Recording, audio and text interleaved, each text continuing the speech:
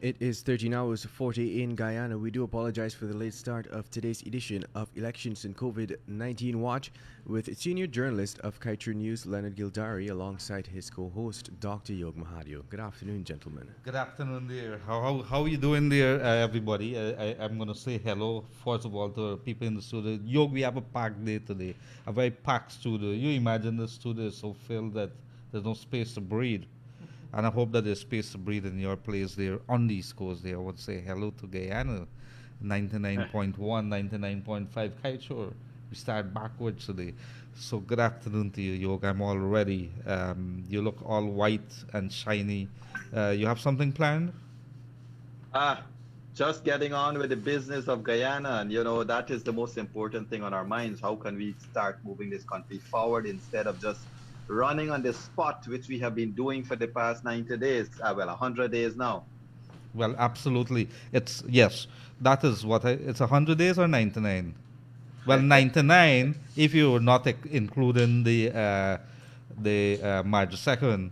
And Correct. what we do know is that not too long ago, the police would have disbanded a group of persons in front of the Artichon Convention Center. They apparently were supporters of the coalition. They were apparently protesting something. We weren't able to get it, what exactly they were protesting, but they were disbanded by the police. So, Yo, there are many things to discuss today.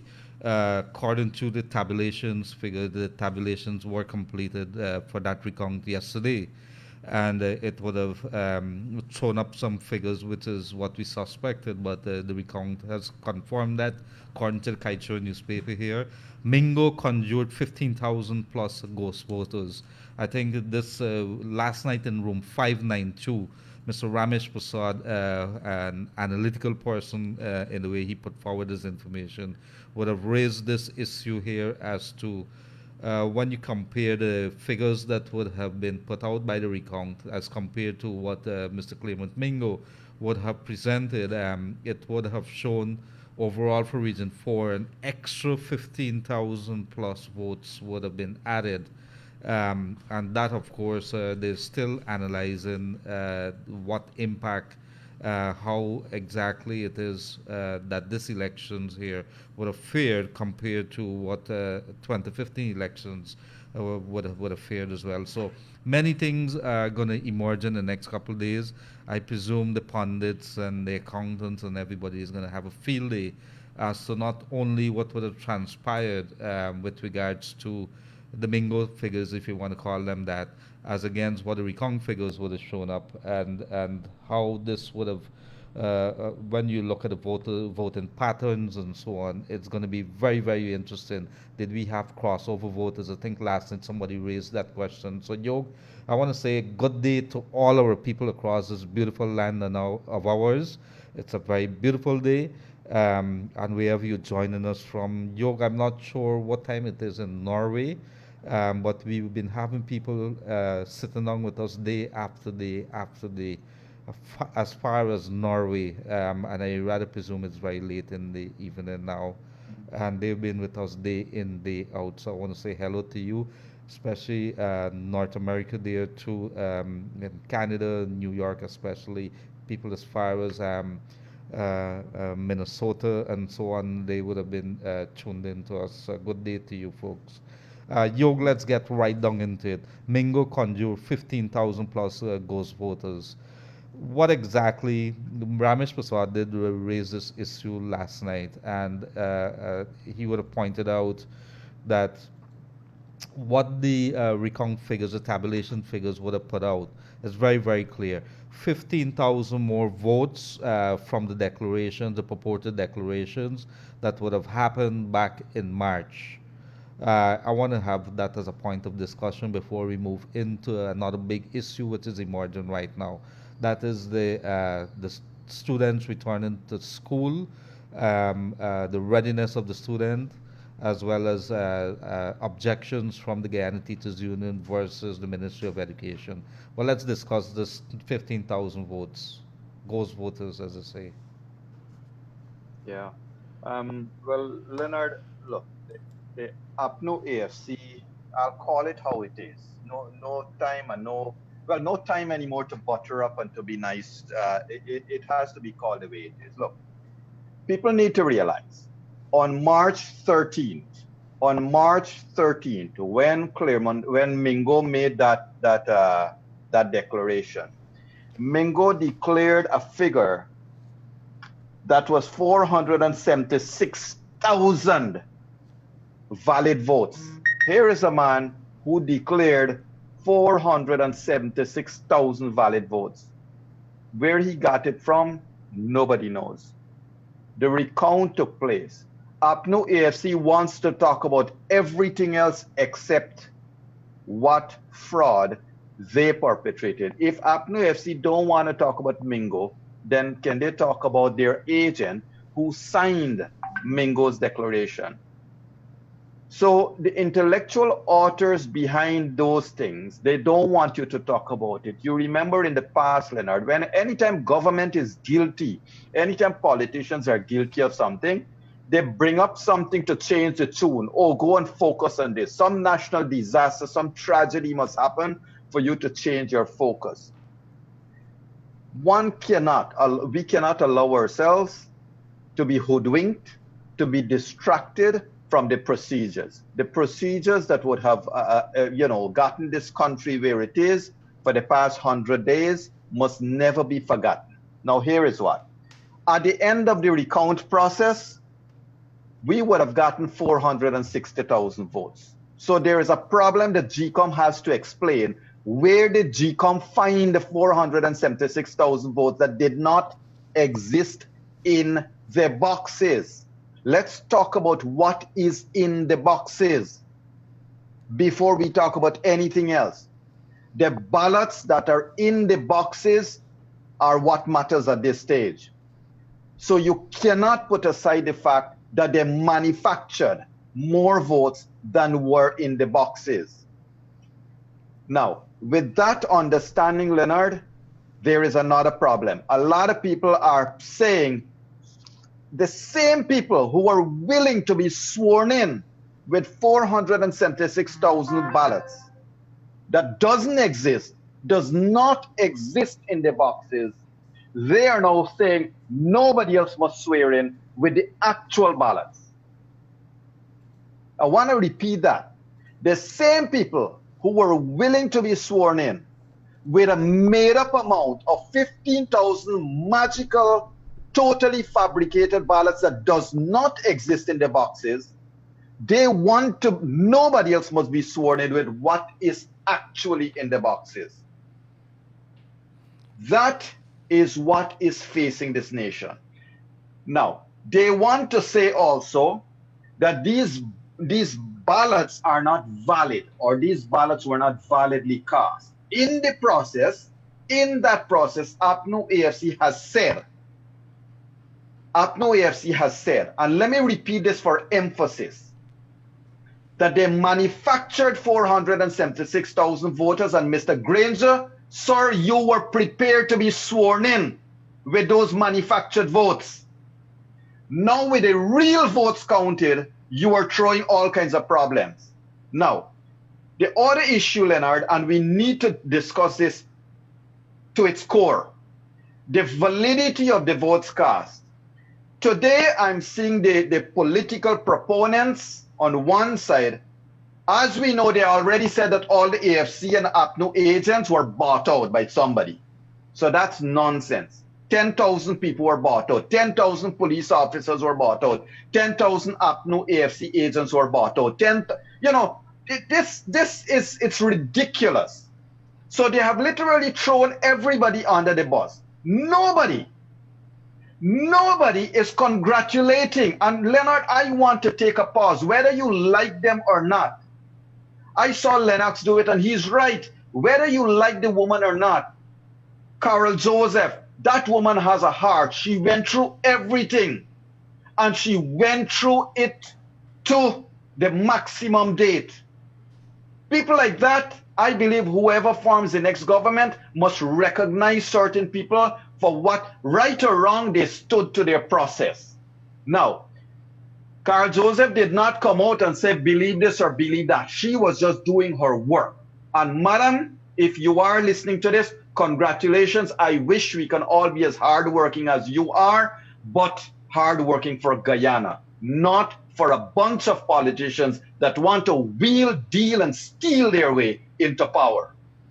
All of a sudden this morning, we are hearing people, and let me say this, Leonard, Kaito Radio's equipment, I believe, unless you correct me, Leonard, did the government buy these equipment for you? Glenlal and private investors bought this equipment. Today we have APNU+AFC agents running tents, running shops on government equipment, predicating their false premises, pontificating their false premises onto this nation. All of a sudden we are hearing PPP rigged 1973 elections, PPP rigged 1968 elections. Look, I don't care PPP and PNC nonsense, but I care when you're trying to rewrite history to the point where you are the biggest fool in this country and you're embarrassing this country now.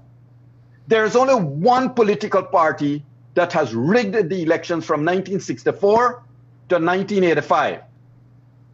And that party remains the main subset of the APNU+AFC. And we have seen their true colors. Finally, Leonard, I'm sorry to be carrying on a monologue, but finally, Leonard, all the youngsters in this country, maybe 30 years and under, they would not remember PNC rule.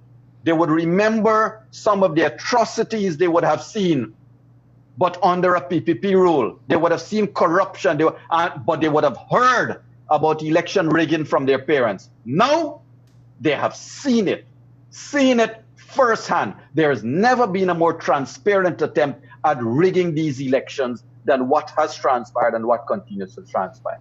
And let me tell you something, Yoga, as you on that. In a very short while, we're going to be joined by Brigadier retired Mark Phillips, and he's none other than the Prime Ministerial candidate of the People's Progressive Party, C, former Army Chief. He is going to be on the scrutiny as well. He's going to be the second most powerful man in the country if the People's Progressive Party gets sworn in tomorrow.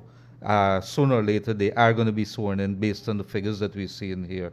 And that being the case, he is going to be in one of the hot seats. So we're going to have him in a couple of minutes here on Kaito Radio via Zoom. We're not allowing anybody in the studio, and that's to protect them and to protect us. But he is going to be on the scrutiny, not only for the repairs of the damage that we would have done to our psyche of this nation within the last couple of weeks. But of course, we'd want to hear about the programs. How do you heal a divided Guyana? What about the first 100 days? We always talk about the first 100 days when you have entered office. How are you going to deal with that? So we have some questions for you, Mr. Correct. Mark Phillips.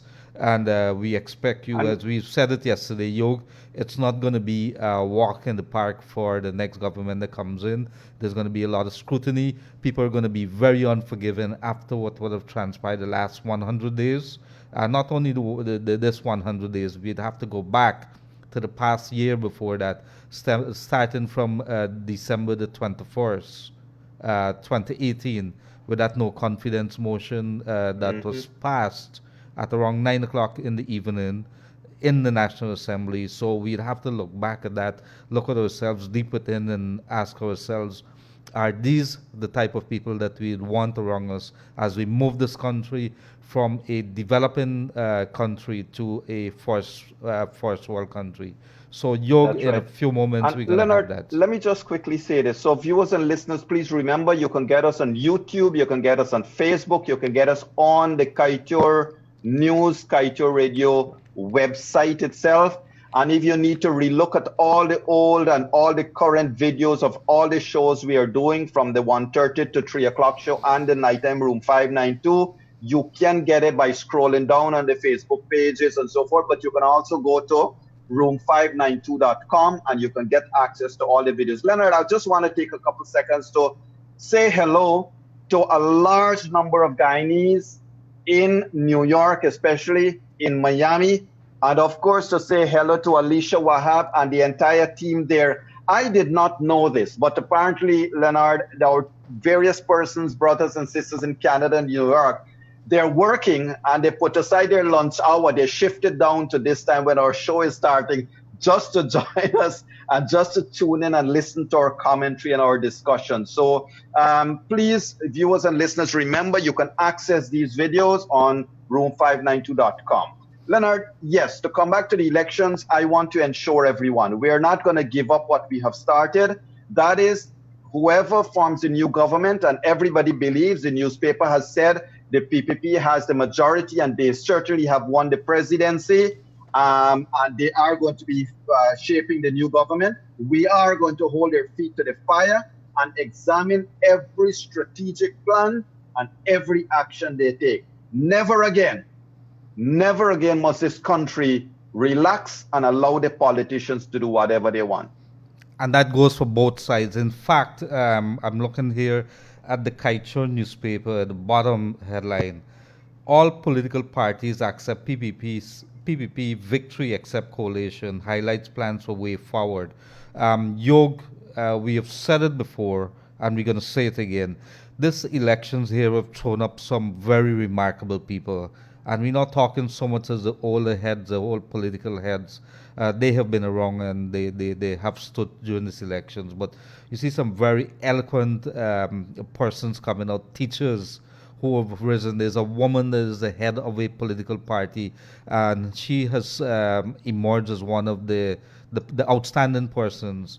You would have seen some other like the Josh Kanai and so many others, Dr. Mark de France. You would have seen, of course, media persons who would have really taken to the fore when it comes to bringing the news to the people. We have some remarkable young persons down at the Kaichor News, and of course, it would be remiss of me to not acknowledge some of the reporting of young media people, like from the newsroom and so on. They have been doing a remarkable job pushing the limits. We have found the Zoom during this time, Yog. And so Yes. we've learned how to deal with technology during this COVID-19. We've learned how to also not be in a mood to say what is in our heart, because we on display here to the world.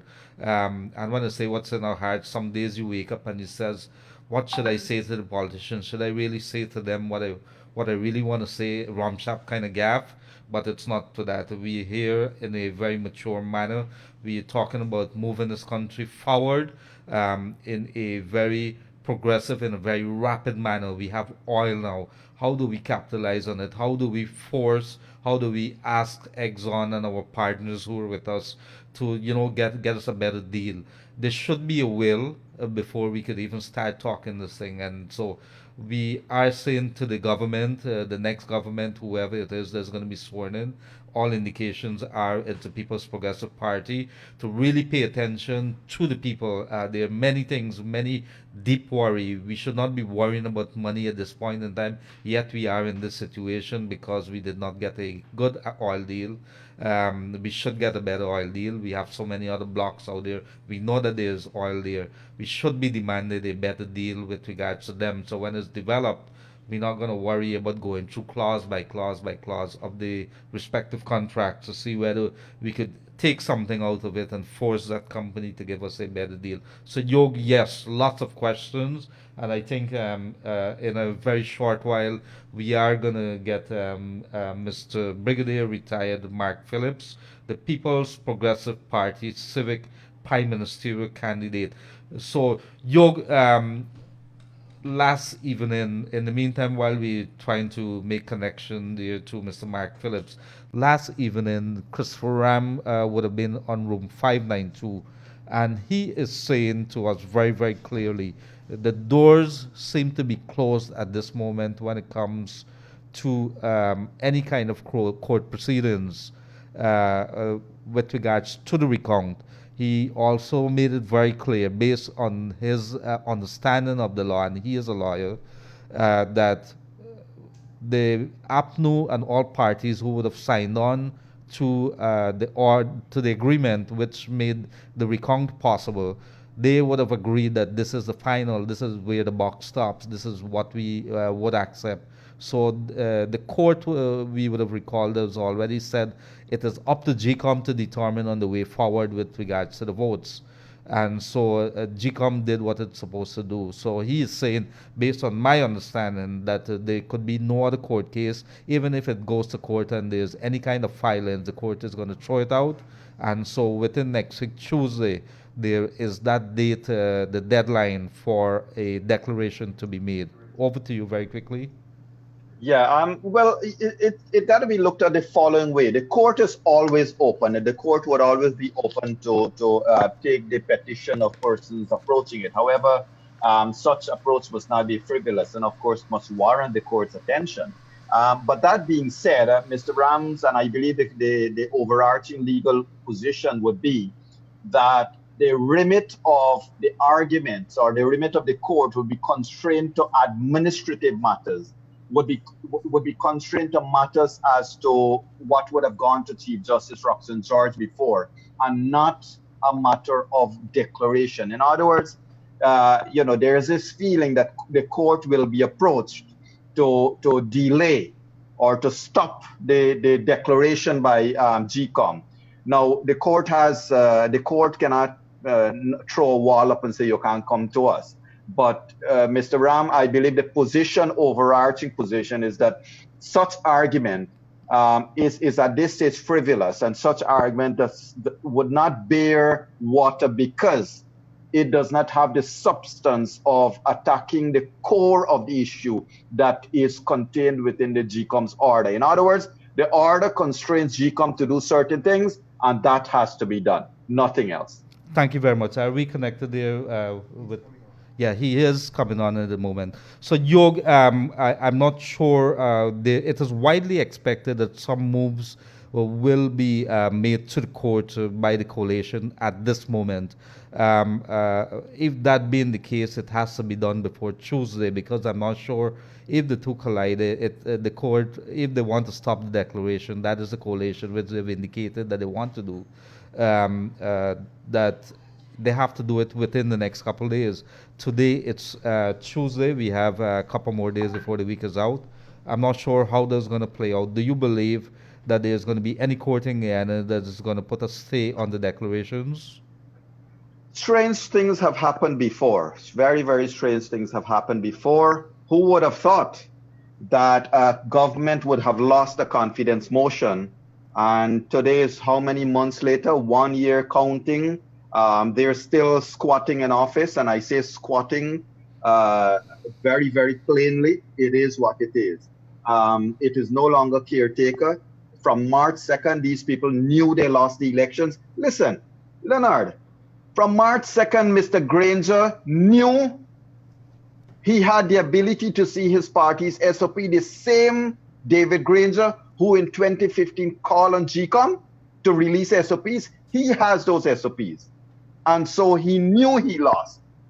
All of this shifting of the goalposts, and as one of our brothers in Trinidad said, they're praying for a Hail Mary.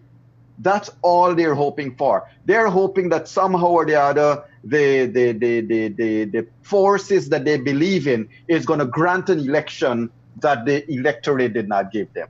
And they're hoping GCOM would give them an election or give them a win that the country did not give them. They're really praying for a miracle at this stage. You know, I would have raised the issue the last couple of days. I'm a little worried as to our relations with the international community, and it was pointed out, why are we looking towards a Western country? Let's look right within the Caribbean here. CARICOM at Trinidad, you would have seen Keith Rowley from Trinidad making some statements as a prime minister. You would have seen Mia Motley talking about unknown forces. A couple of days back, I think yesterday or the day before, former Beijing ambassador to the U.S. would have not minced word. In fact, my personal feelings is that to use words like that is pretty undiplomatic. However, it is recorded that he has described our president as a sanctimonious gangster, which I thought was pretty unbecoming for somebody of his stature within the Caribbean. But my bigger worry here is, have we opened the door for what the Guyanese people would call impasse of our politicians and of this country as a whole? Because these are things, when we open it, and people say, when you say 34 and 33 and 32, which is greater and things like that, these are some of the things that have we become the laughing stock. We have to consistently assess ourselves and see where we're headed, and maybe if we can do things in a better way, and maybe force our politicians, and I say maybe in a very nice manner, because we have to go, we have to demand. We've been saying it, and I will repeat what you and I have been saying, and I believe that is reflective of all Guyana.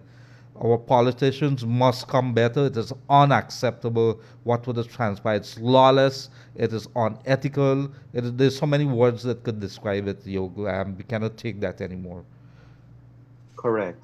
But Leonard, look, if you look at the comment section here, and I wish to call on everyone, if you are joining us and you're a viewer and you are racist, back off. And I would like to use the harshest term possible. We don't need you. We don't need your insults. We don't need especially your cursing and your disgraceful action, because we have children, we have all ages looking on and listening. So please take your hate elsewhere. We appreciate and we understand your problems, and we understand you can't deal with the dark forces that you are spewing up yourself, but take it elsewhere. But Leonard, to your point there, I hate to see people being insulting. I have not even shared those things on my page, and I'm not going to. We can all criticize each other. We can all speak for what is right without cursing, without abusing. That's what a democracy is supposed to be. Let us agree to disagree even, but we do not and should not and must not do it at the expense of people's right to their own choice and to their own views.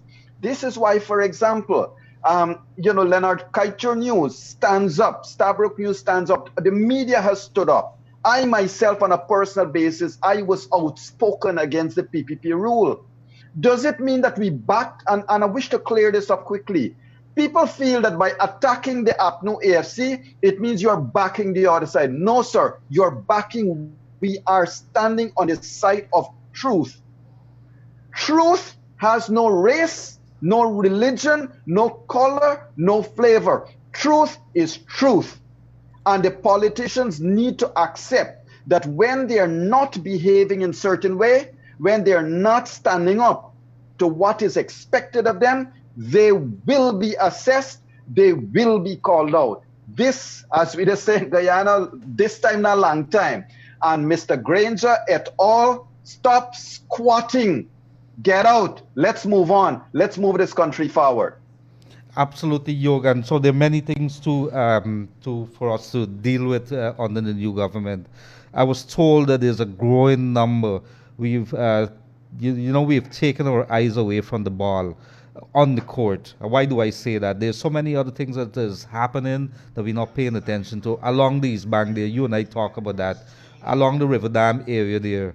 The Venezuelans, migrants who are here, which we've opened our borders to allow them a space in this country. They're living there under some very serious conditions. And if you see what is happening, your heart would go out. The children and everybody who's living there. And they've made this place their home. We want to integrate them into a society that is ready to receive them. And at this point in time, the unreadiness of Guyana, because we are in a political turmoil when it comes to this elections, we're not paying attention to some of these social issues, which could overflow and overwhelm us if we don't deal with it in a pretty quick manner. So these, and among other things like the school situation, we have that emergent situation that's there. Other than a press statement and an order that was made, there's very little that's coming out. The union is making it very clear to the teachers, and that has been a deeply divided issue. Should they go back to school? Should they teach via the internet? what is happening. Some teachers have gone back to the school. They're in the midst of arranging the cleaning of the schools, having it sanitized. A lot of them are staying away, continuing teaching. They're listening to what the Guyana Teachers Union is saying. So, these are issues that is on the table that we have to deal with. And don't forget, probably one of the biggest things that we're not paying attention to is the state of the economy, what is happening here. Almost everything when it comes to business, the commerce is almost as grounded to a halt. While we might see many people in the road, we know that the spending power, you would have heard from the Berbice Chamber recently that the spending power is not there in Berbice. The regional chairman, David Armagon, would have said that because of the closure of 2 estates, these are very real issues. I think we are joined by Brigadier retired Mark Phillips. Are you there, sir? Yes, I think I'm hearing something. So in the meantime, while that is being connecting there, Yog, where does the government in the first 100 days, what is the priority that they should be looking at? Well, the truth is, Leonard, that whoever, and at this stage, as I said, we know that the PPP has taken the lead and the current incumbent is squatting. That's what I'll say on that front. With regards to what they do or what they plan to do in the next 100 days, they will have to answer. But from my perspective, I believe that whatever they planned, whatever was contained in their manifesto going in these elections, got to be thrown away. This is a very different world from what it was 2 months ago. In this current Guyana, COVID takes precedence. So the first thing I would want them to see, fire that bunch of politicians running the national health emergency and put professionals in place. If they can't do that, well, something is wrong. The second thing, of course, is to look at the exams, the education system. So health, education has to be priority number 1, 1A and 1B. I can't even say 1 and 2. Then they are going to inherit again a bankrupt economy. There's no money in the kitty. Thank God for the sanctions that held back those oil monies overseas, that at least we get something. So they got to look at that. Thirdly is poverty. 1 in every 4 child in this country today cannot find a meal to eat. Poverty has to be addressed. And then we'll get on to their manifesto and all the promises that they made. But I want to say, critical importance is that these times that the PPP will be sworn into power are not like pre-election time when they build a fancy manifesto. This is facing reality, and a harsh reality at that. The current squatter government has broken this country. And unfortunately, a new government will have to take a broken country and try to mend it while also having to deal with racism and all kinds of division in the society. Thank you very much, dear Dr. Yog Mahadeo. If you're now joining us here on Kaicho Radio 99.1, 99.5, you could also get us on Kaicho Radio Facebook, Kaicho Radio on YouTube, and also get us on Kaicho News Online. And there's a button there, you click it and it plays. And so we want to say hello to everybody. And most of all, we want to say hello. We've been joined now by Brigadier retired Mark Phillips, and he is the Prime Ministerial candidate for the People's Progressive Party, which has been tipped, which according to the tabulation figures of the recount, which was completed on Sunday, the People's Progressive Party has taken the presidency based on the recount, and we are waiting within a few days. We have until Tuesday for the declarations to be made. But in the meantime, many questions. So we want to say a good day. Welcome, Brigadier retired Mark Phillips. How are you doing, sir? Oh, I'm wonderful. Thank you for having me in the program. Can you hear me? Yes, we hear you very clearly. Are you hearing me? Yes, we hear you, and we see the blind behind you, like the pink blind or the peach blind or whatever it is. So good day to you. Is that okay? Yes, it's okay, sir. And so Dr. Yog Mahadeo and myself are here, and we, of course, are very interested. We know that if all goes well, according to what we've seen here, based on the tabulation, we're not going to jump and say President Irfan Ali, but we have some questions for you, of course, sir. You are the Prime Ministerial candidate and you're tipped to become the next Prime Minister of Guyana. So I want to get straight down and ask you, sir, has Guyana won in this entire fiasco that we would have seen playing out the last couple of months? Well, yes, I would say thank you for having me on the program, and thank you for also having me accompanied by Dr. Yog Mahadeo on the program. And hello to our viewers. I think Guyana's won, but we won after a long struggle for democracy in Guyana. At the end of the day, the people of Guyana are victorious because democracy will once again prevail in Guyana. So I want to ask you, Brigadier, the first 100 days, and we get straight into it. Are you ready to start working? You're going to be the second most powerful man in this country. Are you ready to start working? Because you're headed, as Yog would have said a few moments back, into a country which there's very little left in the kitty jar. That's one. And I could say, based on what we've been seeing, that we are a heavily divided country at the moment, politically. Well, we have been ready to start working since around the 3rd or the 4th or maybe the 5th of March.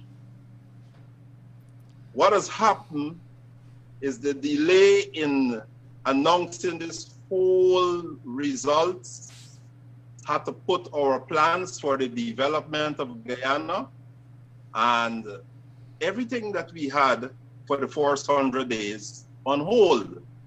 So we remain ready to start our development plans and to work in the interest of all Guyanese. Our plan is to take all Guyanese on board with our development process. It's not important who you voted for. Our government will be a government for all Guyanese.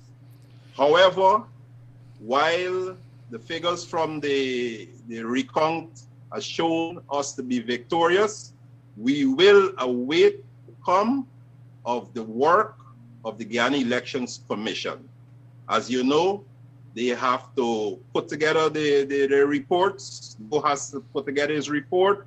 He has to present it to the commissioners. The commissioners have to deliberate, and then the commissioners will make a decision, and that decision will be announced to all Guyanese. They have to prepare and have their report ready by the 13th of June, and the commission has until the 16th of June, right? So the 16th or before to declare the results. So while we are aware of what transpired with regards to the recount, we will abide by the rules and we will await the final work and the final decision of GICA. And so I thank you for that. The first 100 days, what are some of the biggest hurdles or the biggest problems that's facing the people of Guyana that you and President Irfan Ali, President-elect Irfan Ali, intend to tackle? Well, we have to form the government. We have the ongoing COVID pandemic. That is a priority. And what we will have to do there is to ensure that we put together a task force, unlike the present task force, a task force filled with a lot of technical people, you know, people who are well qualified and well experienced in the area of public health management, so that we can get on top of this pandemic. We could curb the spread of this pandemic in Guyana and, you know, ensure people who need treatment, you know, receive the treatment. Attendant to the pandemic, you know, we have to look at issues pertaining to poverty. You know, a lot of people are not working because of this pandemic, because only essential services are allowed to work, and they have day laborers who depend on whatever they earn a day to feed their families. And we have to go into overdrive with touring that we have, like whatever assistance in terms of food, and other forms of assistance to people who are out there. Be proud people who've been working hard, and suddenly with this pandemic, they've now fall into a category needy people that needs assistance. We have to work with the business community. What are some of the, the tax breaks or some of the measures that I could implement to help the business community to remain viable during this time? Because, it's the pandemic and it has an economic dimension. It's not only a health dimension, there's an economic dimension to it. So we have to work with all the stakeholders in Guyana. Thank you very much for that. Yog, over to you. Thank you. Welcome once again. As you know, sir, going into government, one of the primary concerns for Guyanese over the past 54 years would have been accountability of a government in office. What is Brigadier Mark Phillips' position on corruption, and what are you going to do to stand up against any form of potential of corruption, whether it's within your government or outside of your government? Well, during my initial interviews when I accepted to run on the PPP Civic slate, I was clear that I have a zero tolerance for corruption. I will be working with the leadership of the PPPC to fight corruption in all forms in Guyana, especially in the areas of governance. We have to fight corruption. Corruption has been there before us, and corruption is likely to be there after us. What is important is that we devise and implement an anti-corruption policy from day one. Right. If you're going to fight corruption, it's all about leadership. The leaders themselves have to lead in a manner that displays to the wider Guyanese community that we are not corrupt. And therefore, everybody who wants to be on board with us must put their houses in order.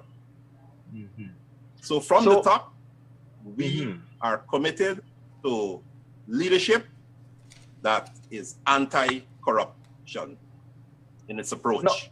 Now, Brigadier, as you know, Guyana has a lot of problems. The most dangerous one is obviously our intolerance for each other's race.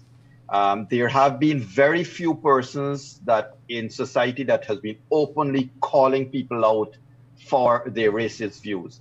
Sir, you are heading into the formation of a government on a slate, with a slate on which you are the second person in charge.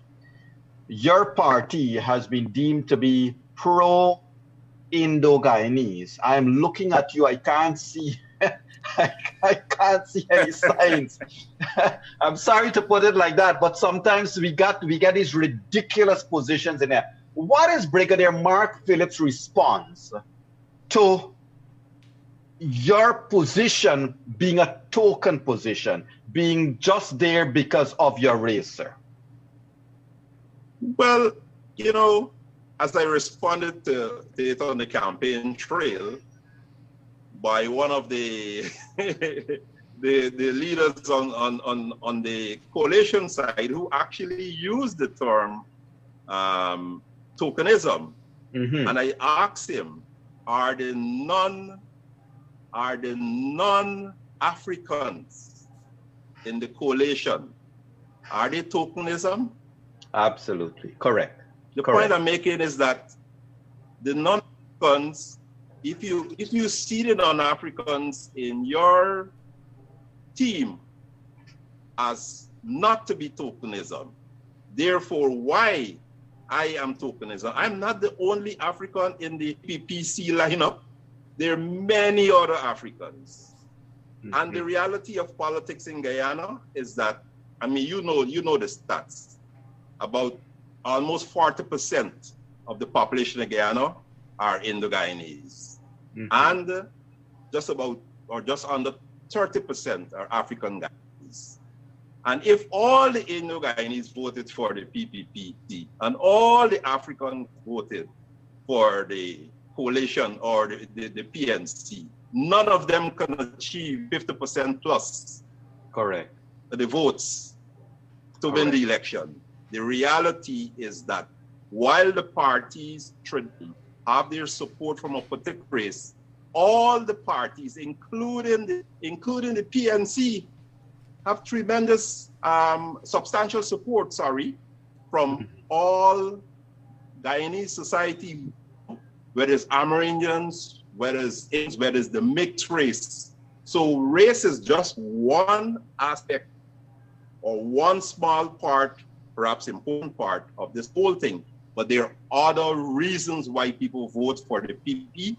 There are other reasons why people will vote for the coalition or for the PNC. The reality is the PPP Civic of 2020 went into the elections with a team, with a slate that is multiracial. We went into this election with a message to all Guyanese. All Guyanese must put their shoulders to the wheel and develop Guyana. And, you know, the fact that we are victorious and just awaiting the announcement of the declaration, we are ready to work races, all supporters, whether you supported the PPPC or not. So race is not the big issue for us. We want to take this opportunity once and for all to move Guyana forward. Time to move on. Time to move on as Guyanese. So Brigadier, my last question to you, and just before I say that, let me say this, that I'm also looking forward to invite yourself and Mr. President-elect Irfan Ali to room 592, because I really have some very serious questions on behalf of the viewers and listeners that we need to ask of you guys, including dimensions of loyalty, dimensions of race, dimensions of impropriety, financial impropriety, and all of that. I would really love to have you guys on in room 592. Pick your night and let's bring it on. But here is my last question to you, sir. What is Mr. Brigadier Mark Phillips now saying, or what would you say to all of the APNU+AFC supporters that are still being convinced that the PPP has rigged these elections, that they have won these elections? What will you say to them as a reconciliatory message? Because there is a fear, Brigadier, that if the PPP gets into government, it means they are losers, permanent losers, and people can't bear that. Let me hear your reconciliatory message to them, sir. Well, the reality is that they've lost the election. And as I said just now, with the election now decided as to who are the winner and who are the losers, we have won the election, and we're saying to all Guyanese, it's time to move on. We have national programs that we want to implement for all Guyanese. We need all the skills in Guyana and in the diaspora to help us to develop this country. There's no use we have a resource, or we have resources, and if you have oil now, and the revenue will come from oil, and we are divided. We cannot have the oil and remain divided. We have to have the revenue from oil, and likewise with the revenues from the other resources of this country, we have to utilize it for all guys. And that is what the PPP 2020 is about. Developmental programs for all Guyanese, and whether you voted for the APNU+AFC, we want you on board with us. We are not into witch hunting. That is not our deal. We want to start the ball rolling for the development of Guyana. You know, and, you know, a lot of things occurred during this election and of recent during the recount that is quite disappointing to us, you know, so from someone like me who came from the discipline services, you know, and when you're gonna hear senior leadership from the coalition talks about, you know, the votes for the discipline services were not counted. All these things were aimed at separating us. What we're saying now, let's put aside that, right? Let's move on, right? We are waiting on GCOM to officially announce, officially declare the winner. And what we are doing actually right now in the PPPC, we are brainstorming, right? Our first 100 days. That's what we are doing.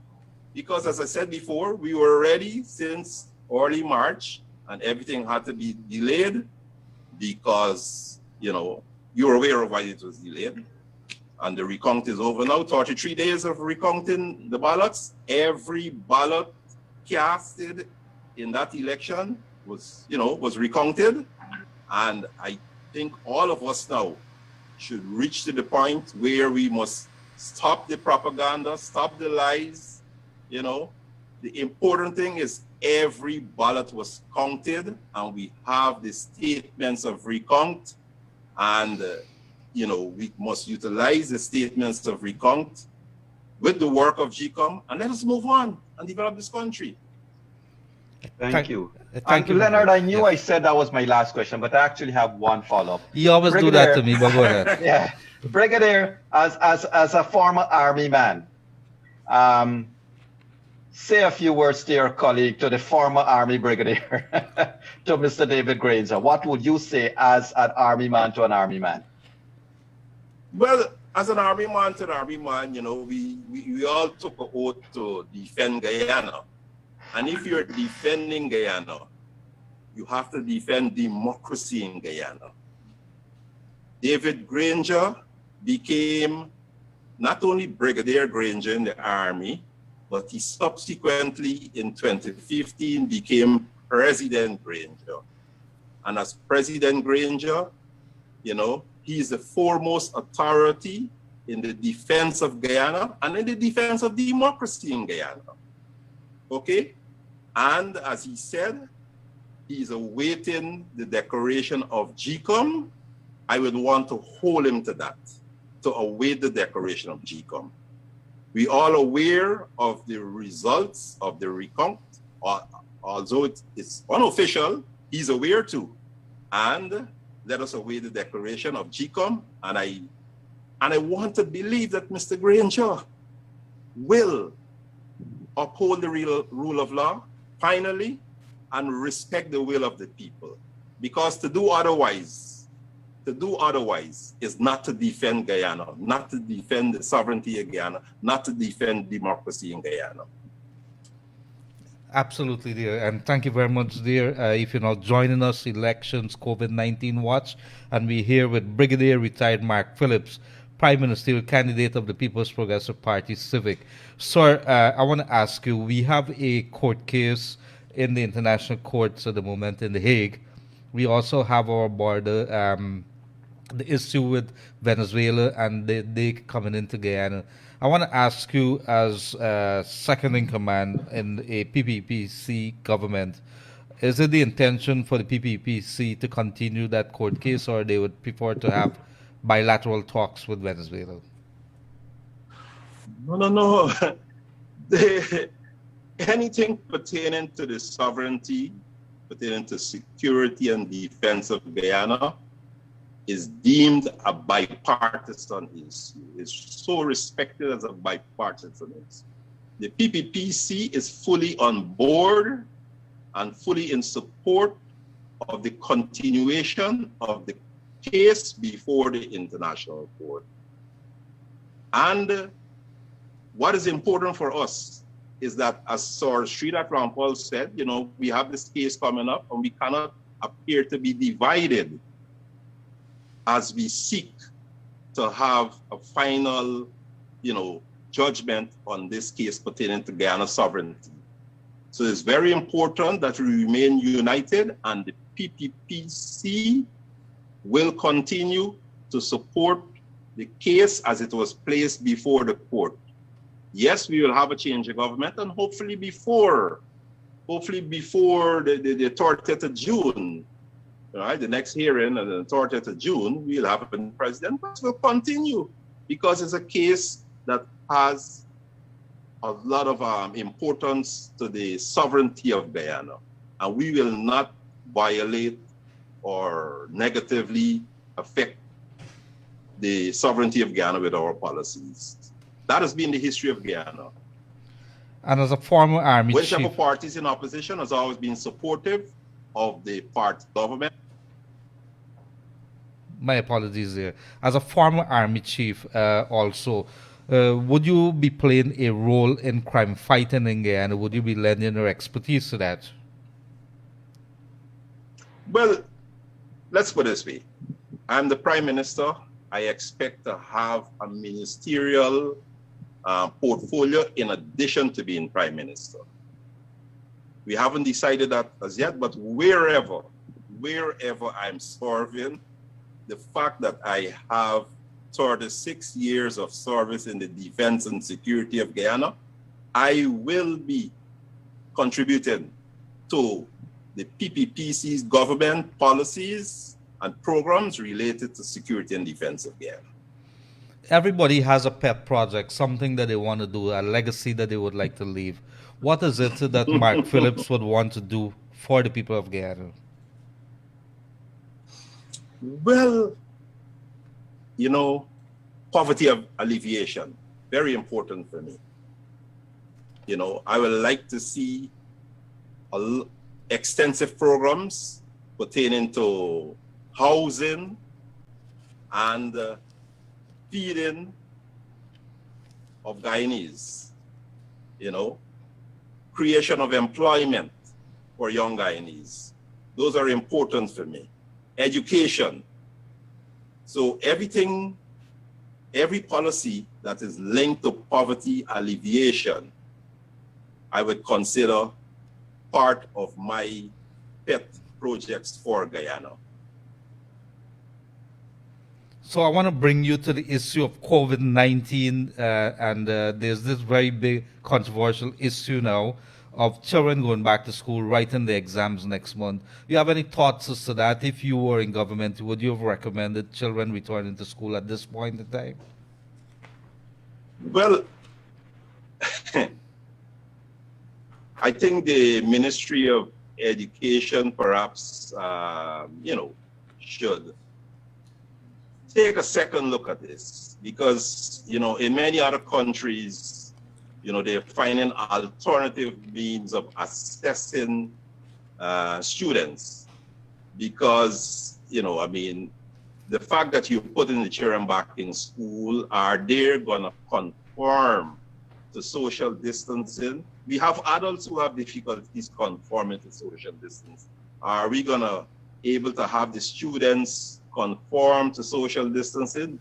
You know, and what are the other measures, the sanitation and, you know, sanitary measures that are necessary, hand washing, you know, and wearing a mask, you know, all these measures must be put in place before we think about the students getting back to school. How is children going to school?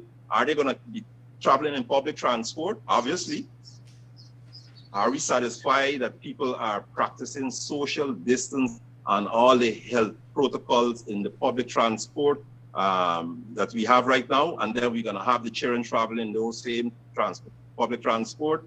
You know, these are all things that I think the Ministry of Education should really think through properly before, you know, because, you know, I mean, unless you satisfy the parents that you really have all these systems in place, many of the children will not be allowed by the parents to go to school. I'm not here to tell parents not to send the children to school, but I'm just saying, as a Guyanese, and once you have children around you, the reality is that you have a concern. Did the Ministry of Education satisfy the concern of the parents? based on what I'm reading in the newspaper, and even based on the action of the Guyana Teachers Union, it appears that there are still some gray areas that needs to be sorted out before children are allowed to go back to school. So perhaps the Ministry of Education needs to again, if they haven't done it before, if they have done it before, again sit with the Teachers Union. Start with the Teachers Union. Start with the Parent Teachers Association and come up with a plan that is, satisfies all stakeholders, that the children will be able to safely leave home, move in public transportation or private transportation, spend the time in school, and get back home safely without, transmitting the disease among themselves or to the family when they get back home, right? And as I said before, this is common entrance examination. We have in England where they have alternative measures to deal with students who had to write A-level exam. So why can't we do some brainstorming and come up with measures that can satisfy the requirement of placement of students in school for the grade 6 or grade 7 school year? I do thank you for that. So I'm saying there's some more work to be done there. I thank you for that. Brigadier retired Mark Phillips, the PPPC's Prime Ministerial candidate. Sir, leading up to the 2015, even 2011, they were the PPPC in administration. It was under pressure. People would have said they would have lost touch with the people. What assurances would Mark Phillips, as the second in command of government that is going to come on board, what assurances could you give to the people of Guyana that this is a PPPC that is tight, that is going to be there for the people, and they are going to be listening? Those sentiments were expressed by many on the campaign trail, especially where we went into the remote areas of Guyana. And I wish to assure you that over the last 5 years, and I would not have been around with the PPPC over the last 5 years to see how they did it, but I am seeing the results of it as I was on the campaign trail with the PPPC. And I can tell you that the PPP has achieved what I will refer to as political reach in all areas of Guyana. All the remote villages, we have been to all the remote villages, all the corners of Guyana. We have achieved political reach. We're connected to the people. And having connected to the people over the last 5 years, and especially during the time where we were campaigning and trying to convey and communicate our programs, it's just a matter of us building on that platform that is now there to deliver public goods, to deliver good governance to the people of Guyana. And as I said before, every village we went into, every village will be touched by the developmental programs of the PPPC. We will not discriminate. We put in this whole election scenario, and it's time to move on, time to develop Guyana. Yes, I do thank you. The PPPC has traditionally, are you there? Yes, we're hearing you. Go ahead. The PPPC has traditionally been a party that is linked to the people, a party that focuses on poverty alleviation, development of the people. And there's no reason for us to change that in 2020. What I can assure you is that it will be intensified, especially coming after the 5 years. And when we go into these areas, the people tell us, some of these people, they voted for the coalition. And, you go up the Borbis River, you go up the Upper Demerara River, and they tell you that, regional officials, central government officials came during the last campaign in 2015, and they haven't seen anybody until now when they were campaigning in the run to the 2020 elect. We will learn from that, and we will do better. I can assure you, I can assure all Guyanese that we have a team of young and not so young people, vibrant people, ready to work and ready to interact and learn and develop the people all over Guyana. I thank you very much. All over Guyana. Yog, is there anything that you would want to ask any of the Brigadier? Well, I don't want to go to Brigadier is an army man. I don't want to put on my gloves for him as yet, but I'm going to certainly prime up my hands because he's heading into office. Yog, you can stay for the full hour. Yog, you can stay full hour, and we will still come on your program. All right. Absolutely. All right. But certainly PM elect, I'm looking forward to have this discussion with you and President Ali on the 592, specifically because there we assess things from a different perspective, because I really want to get into some discussions with you guys. Let the Guyanese people know your position on certain things. For example, Brigadier, one of the things that people must know is that based on my understanding, you can correct me now if I'm wrong, but the PPP in and of itself, as you are presently, represents not just a People's Progressive Party, because you are not a member of the PPP. You are the skill set that they're attracting from various components of the society. So that's some of the kind of discussions I want to get into. Yeah, people who are willing to serve. Correct. We're into politics, but we're not politicians. We become politicians day by day, but our main purpose of being here with the PPPC, as you said, the civil component, is because we believe in Guyana and we believe we can make a difference in Guyana. Many of us may be retired like me, but then we want to continue serving in Guyana, especially in the area of policy making, policy implementation, and there's diverse of skills out there. Not only myself, but there are others like me out there who will be co-opted to serve to improve the Guyanese people. Thank you, sir. And thank you very much, to Brigadier retired Mark Phillips, the Prime Ministerial candidate of the People's Progressive Party Civic. Sir, in closing, what would you say to the Guyanese people who've been beaten into submission and you're about to enter office maybe in a few weeks' time, and you want to give them some assurances? What would you say to the people of Guyana? I want to say to the people of Guyana that you have been calm, you've been understanding, you've been supportive of the process so far, notwithstanding what we've been through, notwithstanding the propaganda. Continue to be calm. We have a few days more to go before the GCOM officially make their declaration. And after the declaration, as I said before, allow us to form a government that will govern for all the people of Guyana. And to get on board with us,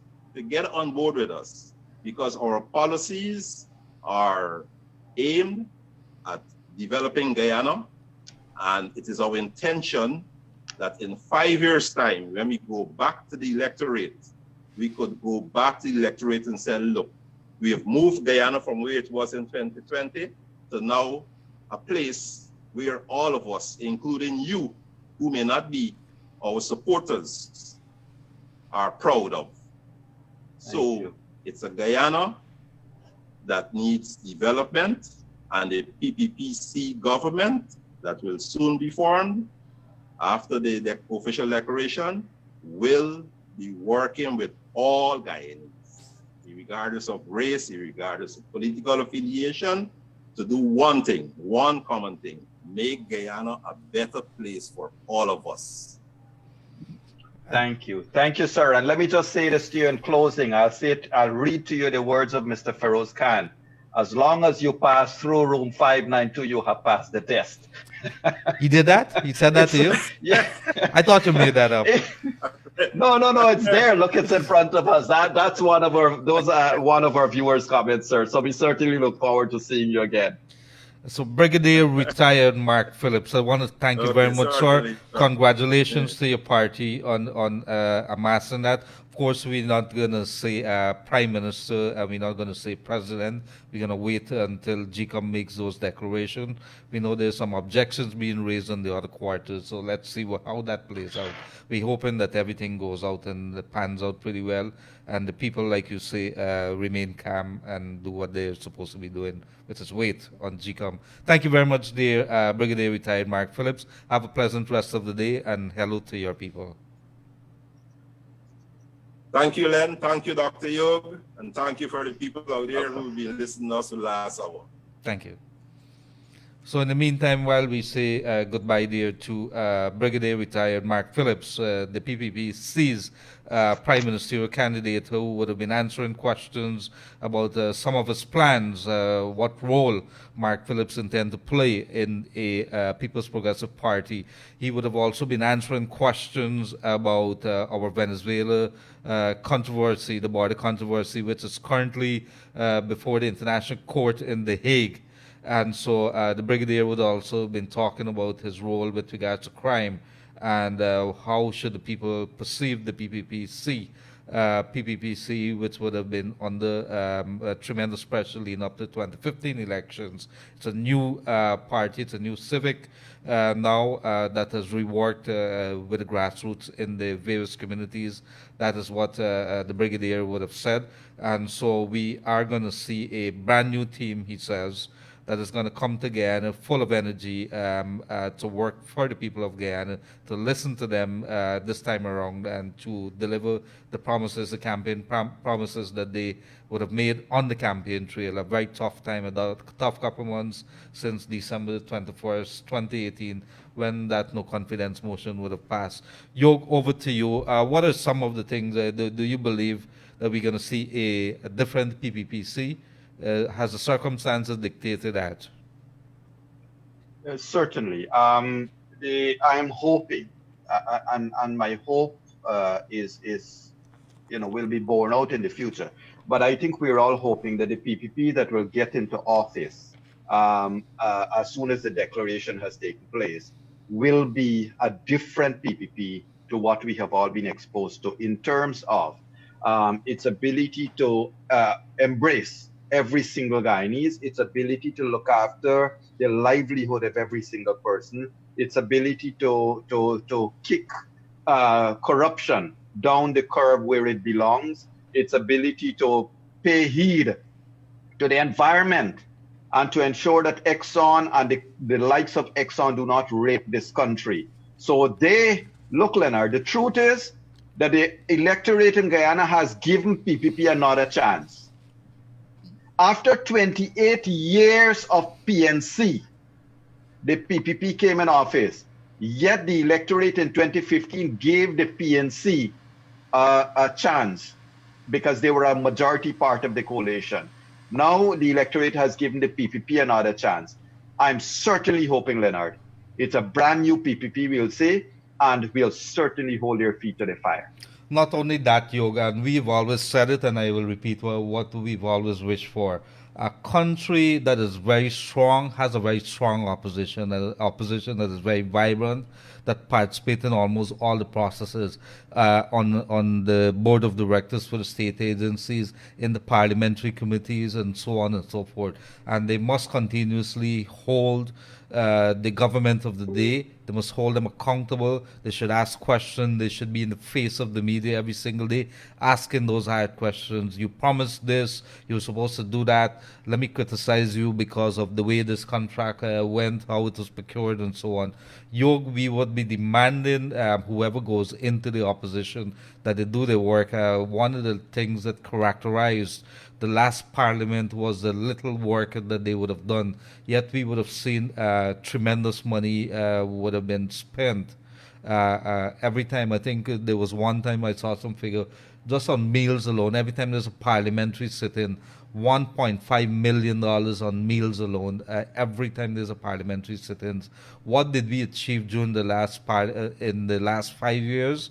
It is something that Guyana should not be very proud about. In the next couple of years, there's some key legislations that have to be passed. There's some big reforms that is going to have to be on the table, including of GCOM, some parts of the Constitution, and of course, we'd have to continuously tighten our legislations, our laws when it comes to oil activities. These are things that we'll be looking forward to, and we will continue to ask our opposition, whoever they are, to ensure that they deliver to the people of Guyana. So, Yog, in a very short while, yes, Yog, go ahead. Yeah, Leonard, this issue, you have said something that is of profound importance to this country. A government alone does not run a country. A responsible opposition has equal bearing in ensuring that the business of this country is run in an accountable, transparent manner. Here is a fear I have. My fear is that there'll be a one-man opposition alone, and that's Mr. Schuman. There'll be a one-man opposition. Can you imagine when Mr. Harmon or Mr. Basil Williams or any of them sit in National Assembly over the next 2 months, 3 months, every time they open their mouth to oppose or criticize anything from the government side, what would be their face that they're going to talk about fraud or corruption or deception? You know, they have to think long and hard and very, very fast about what their future roles will be. We already have seen and we have heard all the movements and mechanisms, starting to take place as to who will be opposition leader on all of that. But they better get their act in order, because if not, it means the media will have to be the collective opposition. The media's role, media's role is not to oppose. The media's role is to investigate, to share information with the public, and to be pragmatic with what it is seeing and assessing. Not to oppose, neither to cuddle up. I don't know if it is deja vu, but you're talking about the media role as the opposition. I can remember not so distant past that we've been described as exactly that, as the third opposition. I have always known us to be the fourth estate that sits in the galleries, as has been described by some good poet in the past. But let me tell you this, Yog. It is something we would want to see an opposition. I think it was a few nights back, I can't remember which one of the guests would have said it, and said it very, very clear. Here was an opportunity for you to go in, sit down in that room, let us regroup, come back stronger. That is how democracy works. So you might take a beating now, but you're going to come back, because this government is not going to be easy for the People's Progressive Party, Civic. There's much expectations, and when you are being given a very tall order coming into this elections 2020 with oil and everything that is there, that is at stake, the expectations of the people are going to be so high that you would have to set your bar very high, and you would have to deliver to them. The people are going to be very unforgiving come next 5 years when elections are going to be held again. And if you can't deliver, you're going to be out of there. You're going to be kicked to the curb. Correct.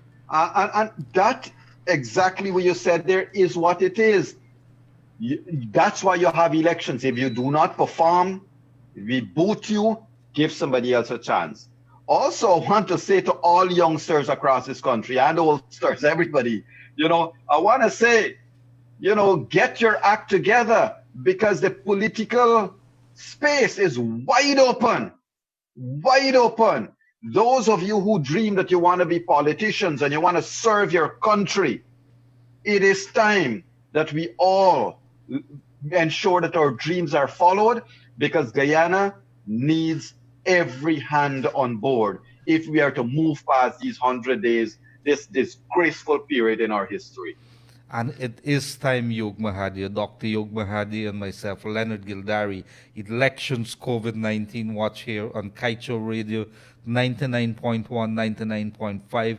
You could get us on Kaicho Radio on Facebook, on YouTube, and of course Kaicho News Online. You get us there. And so we have always said that we talk too much on this program. I think Dr. Yog Mahadeo talk plenty, but that is what we've been asked to do. So we want to hear from you too. We want to hear about elections, how it has been impacting you. What are some of your thoughts with regards to what the Brigadier, retired Mark Phillips, would have said? We want to hear from you about COVID-19, how it's affecting you.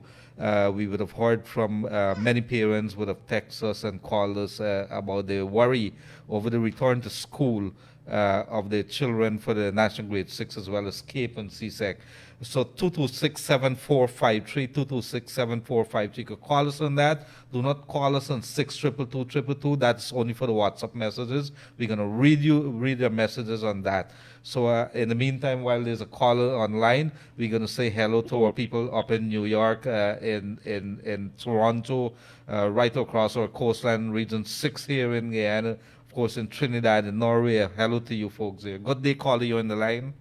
Good afternoon to you, Mr. Gildarie. Good afternoon to Dr. Yog. Good afternoon, sir. You guys are doing a wonderful job, and also I must congratulate Kaicho News, Kaicho Radio. And why I want to focus on my point would be on Kaicho News is that back in the days in the 90s when I was growing up, PPP was in power. My grandfather never used to buy Kaicho News because it exposed some of the corruptions and the atrocities of the PPP. And so he was pro-PPP. He never came out of PPP. He grew up in the 40s and the 50s and so forth. And you can imagine some of the pressures he went through, so he stuck with the PPP. And now, fast forwarding to the 21st century, we've seen Kaicho News doing the same thing, and in my opinion, toppled, for lack of a better term, and forgive me for using such a stern and firm word, toppled this government in that it exposed so much of the corruptions and the misdeeds and the misdemeanors that they did. And so I, for a fact, feel that Kaicho News, Kaicho Radio is a good opposition leader, so to speak, if you get me. I look forward for your comments, and I look forward to hear from you off here. Thank you so much. Thank you very much, and I can answer that. I know Yog would have mentioned it a few moments back. That is a position that we would never want. Our job is to disseminate the information and let the people be the judge of that. There is a place for the opposition. There's a place for the leader of the opposition in the National Assembly, and we hope that the opposition, the parties that are there, they will do their job. We should have a very strong, a very vibrant opposition. But the media, I can tell you that the media, as far as Kaicho Radio, Kaicho News, I think I could speak on behalf of Mr. Glenn Allen and his team that we have here at both the radio and the newspaper, that we're not going to stop, we're not going to ease up. I think Dr. Yog Mahadeo has made it very clear where he is concerned. We are going to continue asking those searching questions, those burning questions when it comes to the development that has to do with the development of this country. We should take this country into a first world one, and that is where the conversation is supposed to lie. Yog? Yeah, I agree. And also, Leonard, the media has its own role cut out for it. I think, you guys have been very open and with the Guyanese people, and it brought a lot of things. I think Mr. Glenlal himself has opened Guyanese eyes to a different type of expectation from media. There are a couple of things I would like to goalposts that I would like to identify. One is all future contracts. You guys would have to ensure that you pay a keen attention. Maybe that's where the eagle's eyes would have to go. Contracts and services and infrastructure. No more roads that break up after 2 mornings, and no more bribes and all these percentages that are going to contractors. Also money laundering, corruption, all of these things, and particularly oil. Oil and the contracts and the reassessment of those contracts, local content policy, all of those things I think would be the priorities of the media as we head into a new government in this country. Absolutely, and we have not been talking about local content and a whole bunch of stuff that has to do with the betterment of our people. Our people should be benefiting every way along. Local content has gone through the back door because we have been paying much attention to elections 2020, and that's a situation that companies in Guyana who are investing, they like that situation because you're confused. But we should not be confused for too long. There's a caller online.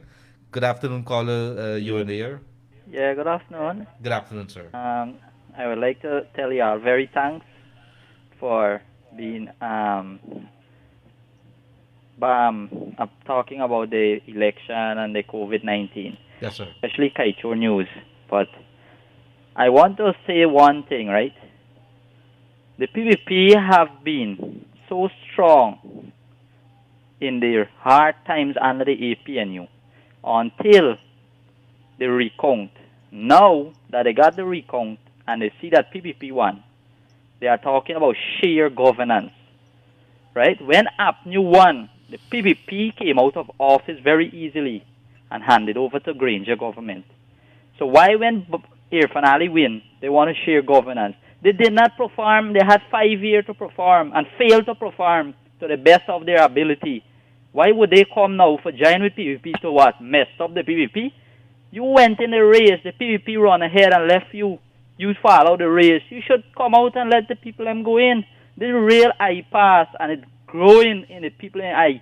You know, I want APNU to know that there are young people in this country, right? Young policemen, young nurses, young lawyers, young politicians who are watching what they are doing, right? And they're going to get older a time to come. Next election, the other election. And they don't, I don't think that they have in mind that they would ever get to rule back this country with what they did. I'm 25 years old, and I was in 2005 when I had flood in this country. And Barra Jagdi and Samuel Hines put on long boots and share hamp and food on the east coast of Demerara, right? As a president and a prime minister of this country, right? What Granger do? What Granger do? Put the sugar estate workers in Barbies out of job, right? Make a mess of the Guyana police force, right? Put people who he think he could control in his cabinet in position and remove East Indian people from certain position under his government. And he's telling that he's the best and honest president. He ain't ready yet. He can't even put his foot in Barrett's shoes or Irfan's shoes. Thank you very much. Thank you very much, Jay Caller. Very emotional. And of course, Yog, when it would have come to our leaders and the legacy, that is something that we've been talking about. Our leaders got to be very cognizant that when they're in there and they're delivering to the people the promises, it's always at the back of the mind, what could I do? Or it should be, if I want to enter into government, Yog, I'd always be thinking, if there's something that I should build that they would remember me by, whether it's a new bridge across the Demerara River, you want to leave something. You don't want them to remember Yog Mahadeo or Gildarie, those two scams, those two people who would have stolen, and it could be whichever government is in there. The scrutiny is always going to be in you. It's up to you to leave that legacy. Yog, a lot of emotions there from the gentleman. Caller, look, I thank you for calling in. It is good to show emotions, and I want to use that call to remind the politicians of this country, when you guys make decisions that mess up people's lives, you forget. Politicians, Leonard, they feel that they make policy decisions and they make it dispassionately. They are affecting the livelihood of people and they don't realize it. Power gets to their minds and their hearts, and they forget that people and people's livelihood is being affected by every decision that they are making. This speaks the truth and must be a reminder to those guys in power. If they don't get it, we got to remind them over and over again. And the duplicitousness of some of them is beyond even criminality. It's treasonous to hold the country at ransom or to do things to people that cannot promise them a good life while a handful of them enjoy it all. That caller speaks for on behalf of everybody in Guyana. Absolutely, and people are responding to that. They said, this call has made me cry. People are actually listening. And there's nothing wrong. You're quite right, Yoga. People would have breakdown moments. I sit here and it becomes emotional. At times for me, I get angry. We have to hold a level head. We have to show people. But we human beings too. You listen to stories. You could feel the pain in the gentleman that has called. Let me see if I could read some quick comments here from the people. PPPC took over broke Guyana in 1992 from the PNC and restored this economy in a decent way. Now in 2020, the PPPC has to take over broke economy from the PNC, APNU+AFC. PPPC has to rebuild the economy. All the corrupted cabal did in their term in office is the rape of our economy to fill their pockets. There's someone... Leonard and Yog, this is from the UK. We have arranged our dinner around your show. We are eager to hear from you grill Mr. Mark Phillips. Thank you guys for this program. Somebody all the way from England there. A good day to you, whoever you are, and thank you for joining us from there. Good afternoon, Leonard and Yog. I was looking at an interview with Ramsden last night, done a few days ago, and he literally threw his agents under the bus, just as Bond did. I know some of these individuals, and in my opinion, they are people with integrity. However, I'm wondering why they haven't come out and speak about this, and whether or not they've colluded with the PPP to rig the election. Don't these people feel ashamed and angry at these allegations, which are directly aimed at assassinated their character? Can Kaicho Radio interview some of them so we could get some clarity? Some very interesting questions here. So thank you very much. We head straight to the call right now. Yes, good afternoon, caller. You're on the air. Good afternoon. Good afternoon, sir. Leonard and you, something I just listened from both of you all. When a government is in power and you don't have a strong opposition, the economy can never go good. And this opposition, which is, I hope, is going into power, they can't they don't know the majority is 65. How are you going to get a good opposition? And I think the only man might give them a little run, I think, is Schumann and we got other people going on. But this opposition is not ready yet. They're not ready for government. They're not ready for opposition. You got this opposition, the PVP, storm them all over the place, carry them a court and win them most 95% of the cases them. And these people can't do nothing. And I want to congratulate Kaicho News for doing an excellent job when the PP was in office and when the PNC was in office, and now the PPP might going back. We don't know. We got to wait on this election. And these reporters you all have is very excellent. And Mr. Yog, you're a magician. You got all the answers mostly from enough of the thing. Thank you. Thank you very much, caller. And I want to say hello to the people down on the East Bank there. I hope that you're hearing us loud and clear.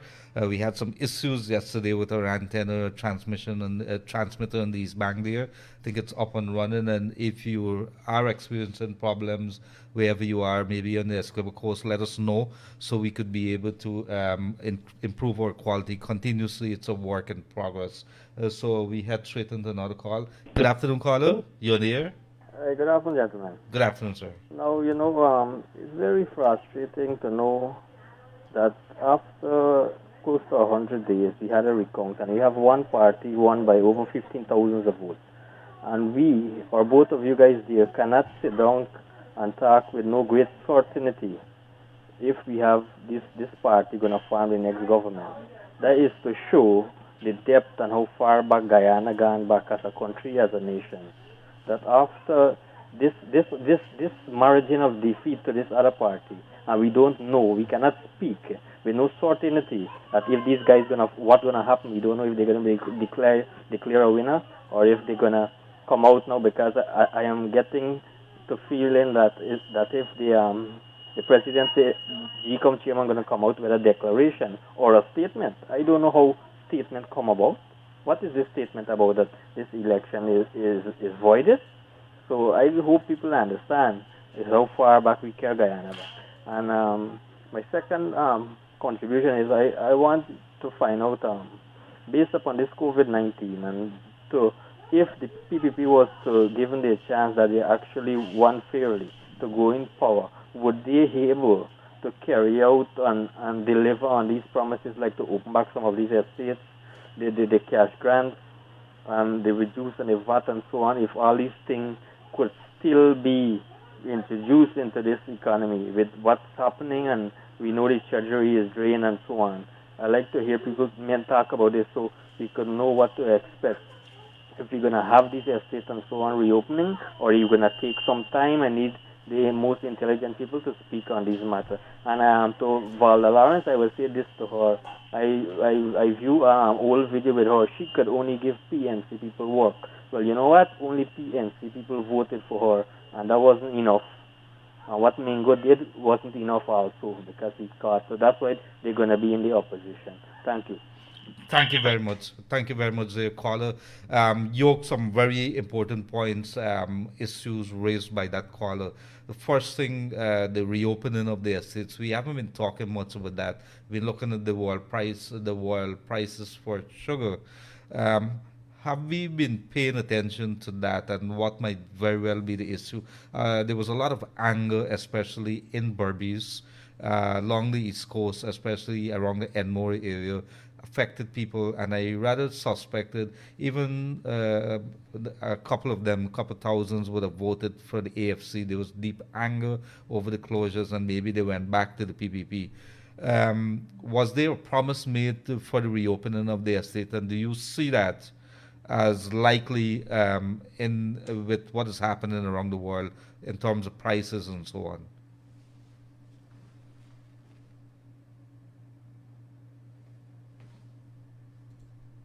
Examined very carefully by the incoming government. Look, none of the decisions they take should be taken lightly. Here is why I'm saying so. And this might not be what they are going to do. I don't know what they're going to do. But as an independent analyst, here is my thought. The estates, the PNC, the APNU+AFC has closed it. When you close down machines, what happened to it? Nobody has been looking after it. It's going to take a little while to get them back up. God knows. We know some of these estates have been pitted. In other words, they have gone in, their people have gone in, they have scavenged, they have ripped apart. All of these things will be made public hopefully very soon. But some of the factories have been ripped apart. People have made personal use of various things. Now, it is not going to be easy, and we all have to realize that it's not going to happen overnight. However, that's not my call. It's the call of whoever is in the government. The issue here too, Leonard, is it the right thing to do? Are you going to reopen the estate because it sounds politically correct? Or are you interested in providing employment for people? Estate being one of those types of employment. In other words, the government, I'm hoping, would assess with great practicality what are the options and make such decisions that will benefit the people of this country, not their pockets or their political expediency, but benefit the people of the country. Absolutely. And so there were talks about sugar, the use of sugar, the production of sugar versus sugarcane. And I think you have some experience in that, but that's a conversation for another night. Very quickly, let me read for you a text. Wish you to continue and to look into the Police Service Commission, which is headed by Mr. Paul Slow, who's known to victimize, allegedly, so I said allegedly, many ranks, and use the commission to promote his chosen few, of course, without them meriting it. So people want us to look into the operations of the Police Service Commission. Seems to be something that's wrong that is going on there. So another caller in line. Good afternoon, caller. Good afternoon, caller. You're on the air. Good afternoon, gentlemen. Good afternoon. Could you lower your volume on your radio, please? I don't have on the radio, sir. Okay, go ahead. Go ahead, sir. Good afternoon, gentlemen. I am almost angry with myself because I pride myself on making right decisions and doing right things and picking people rightly. My shock in this is I don't have a shock at any behavior of PNC or PVP. But the shock is that I really bought hook, line, and sinker some of the members of the APNU+AFC, the AFC, and to see that they have been dead silent for the longest while after this recount and not saying anything says a lot to me. One of the things that I know and I believe is that regardless of what you think about what happened to the election, the recount said PPP won. We may not be happy about it, but that is the case. And I believe that they should have said something, and I have not heard anything. Secondly, as it relates to the education front, we have been operating for too long politically in this country. And decisions that are made are more political than practical. The grade 6 exam could be one that you can do a different system to grade them. We can expect the kids that are doing CXC and CAPE who are a little older to take the exams because they're a little older and expect some amount of social discipline and understanding from them. The fact is, GTU has to look after the teachers. That's what they do. And everybody has a concern. We still don't know. We didn't do 2,000 tests in Guyana yet. So we don't know we don't know who have it or who doesn't have it. So to say that everything will be in place is very disappointing. And I'm shocked, I'm sad, and I've heard nothing from the two people back again other than the two statements that they made. When it comes to GCOM, we really need to get something, somehow, somewhere, this thing started out because you're getting too many mixed messages. And in the mixed messages, we like the guy said just now, I can't even tell nobody even the 16th we can get declaration because I don't know what is going to happen between now and the 16th. Then if when it is the 16th, which I don't know what will be said. And that is very sad as a Guyanese. I would like to say to my brothers and sisters again, I born here in Brooklyn. I am neither black nor Indian. I'm mixed race. And I want us to live together.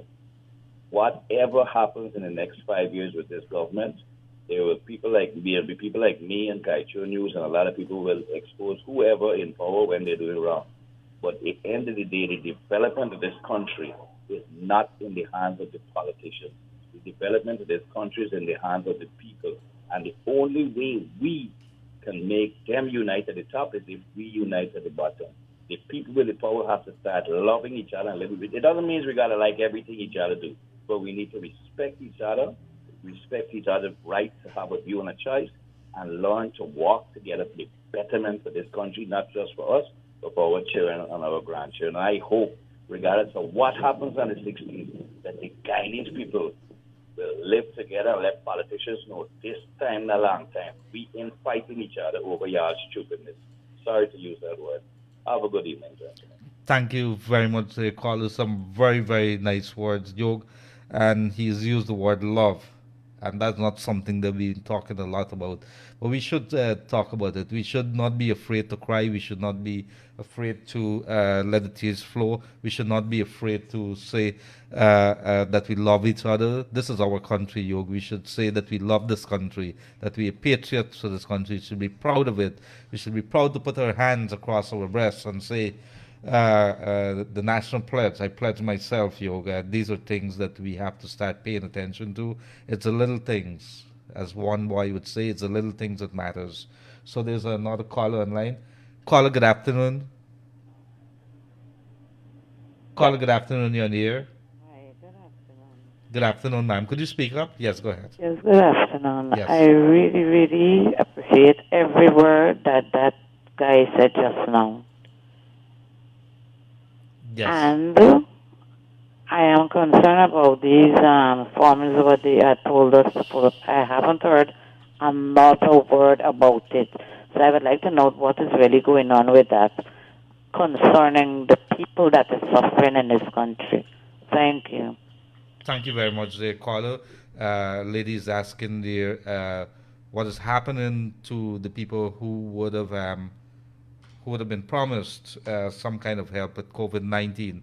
The last thing that we know that the government had put out some application forms with the Ministry of Social Protection, and they were using students from UG to interview the people in order to fill out those forms.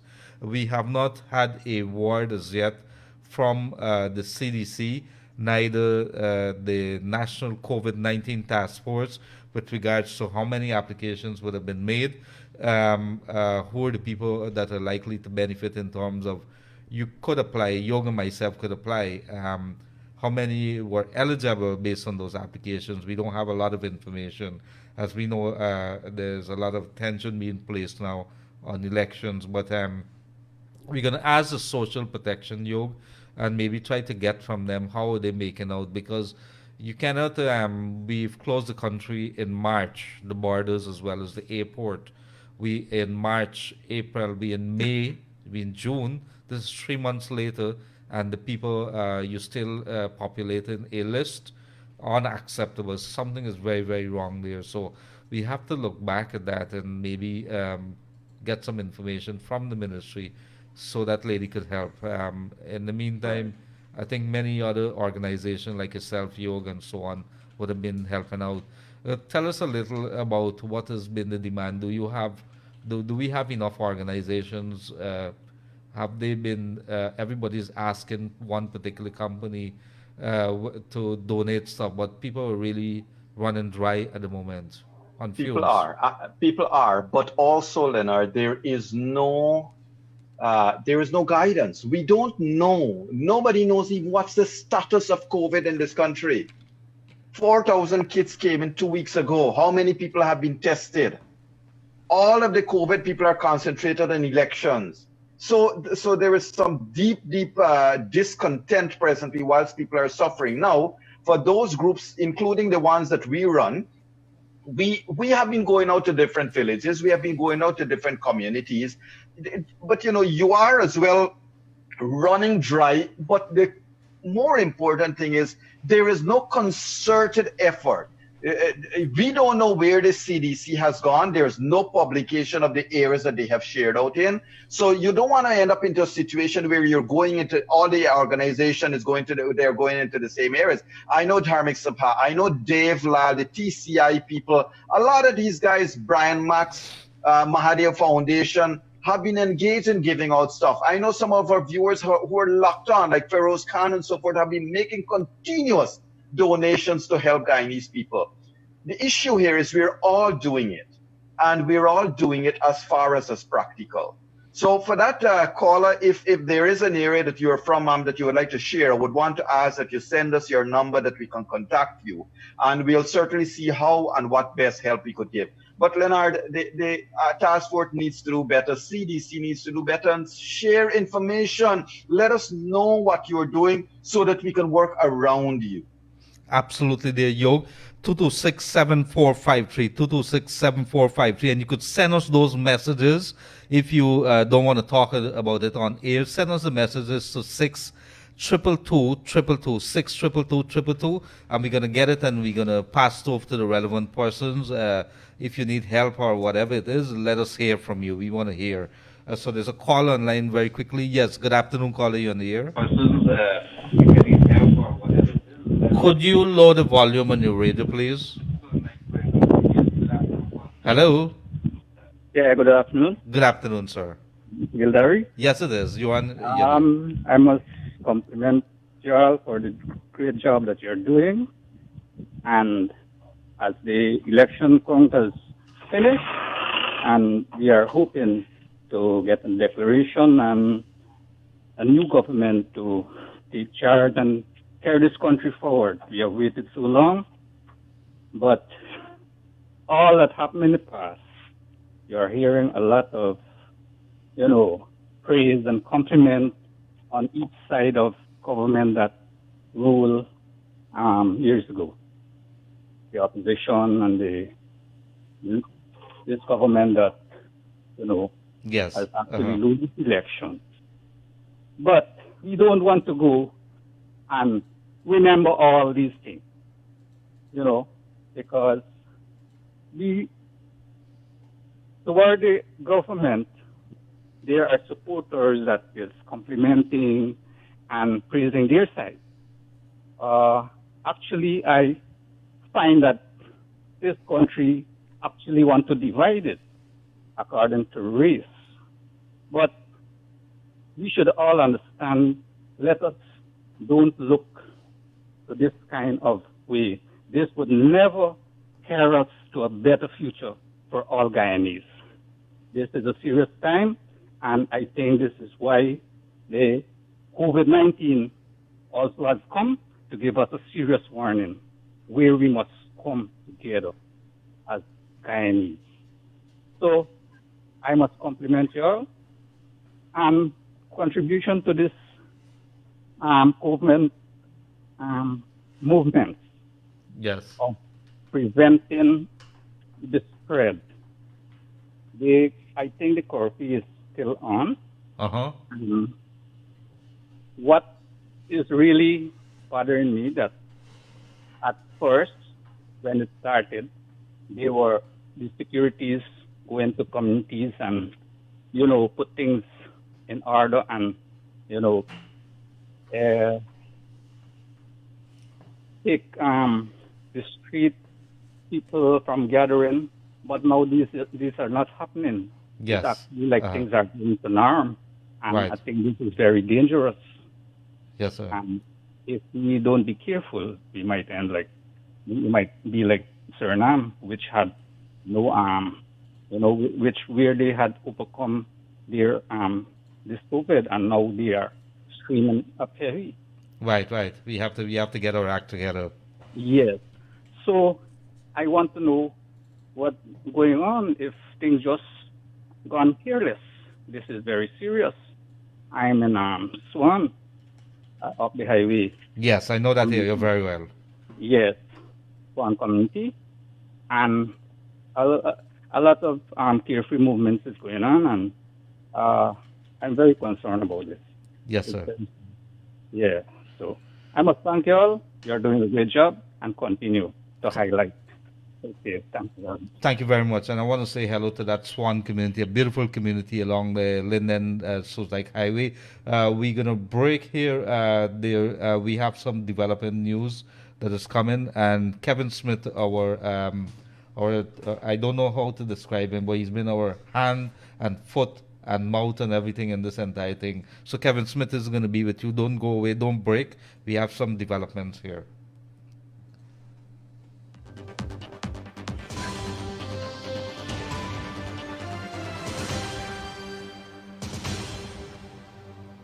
GCOM has just finished certifying Region 4 votes, effectively bringing the national recount tabulation exercise to a close. The APNU+AFC scored 116,941 votes, with the PPPC next with 80,920.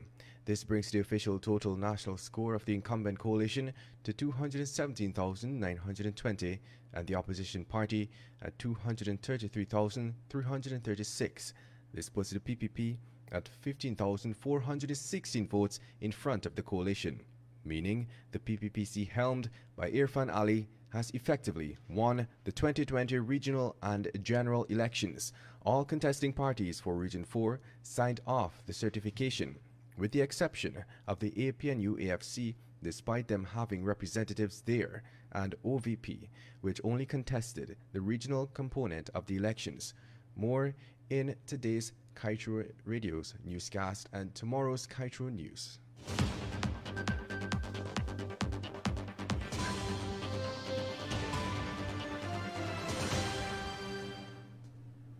Thank you very, very much. Thank you very, very much, there, Kevin Smith. And he would bring you an update with regards to elections 2020. And so, Yog, over to you this evening, room 592.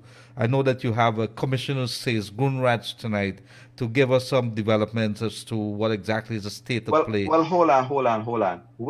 Here's the situation. It's a quickly changing situation, and thanks to Kevin for bringing that information. Very quickly, I want to share this with you. We already know the elections. Do we need says? Maybe in another day. But tonight, I want to talk more about rigging. I want to talk more about how these elections, if they were rigged, who rigged them? I want to talk about whether 2020 elections were rigged and who rigged them. And I want to talk, let's have a discussion about rigging. Let's talk 1968.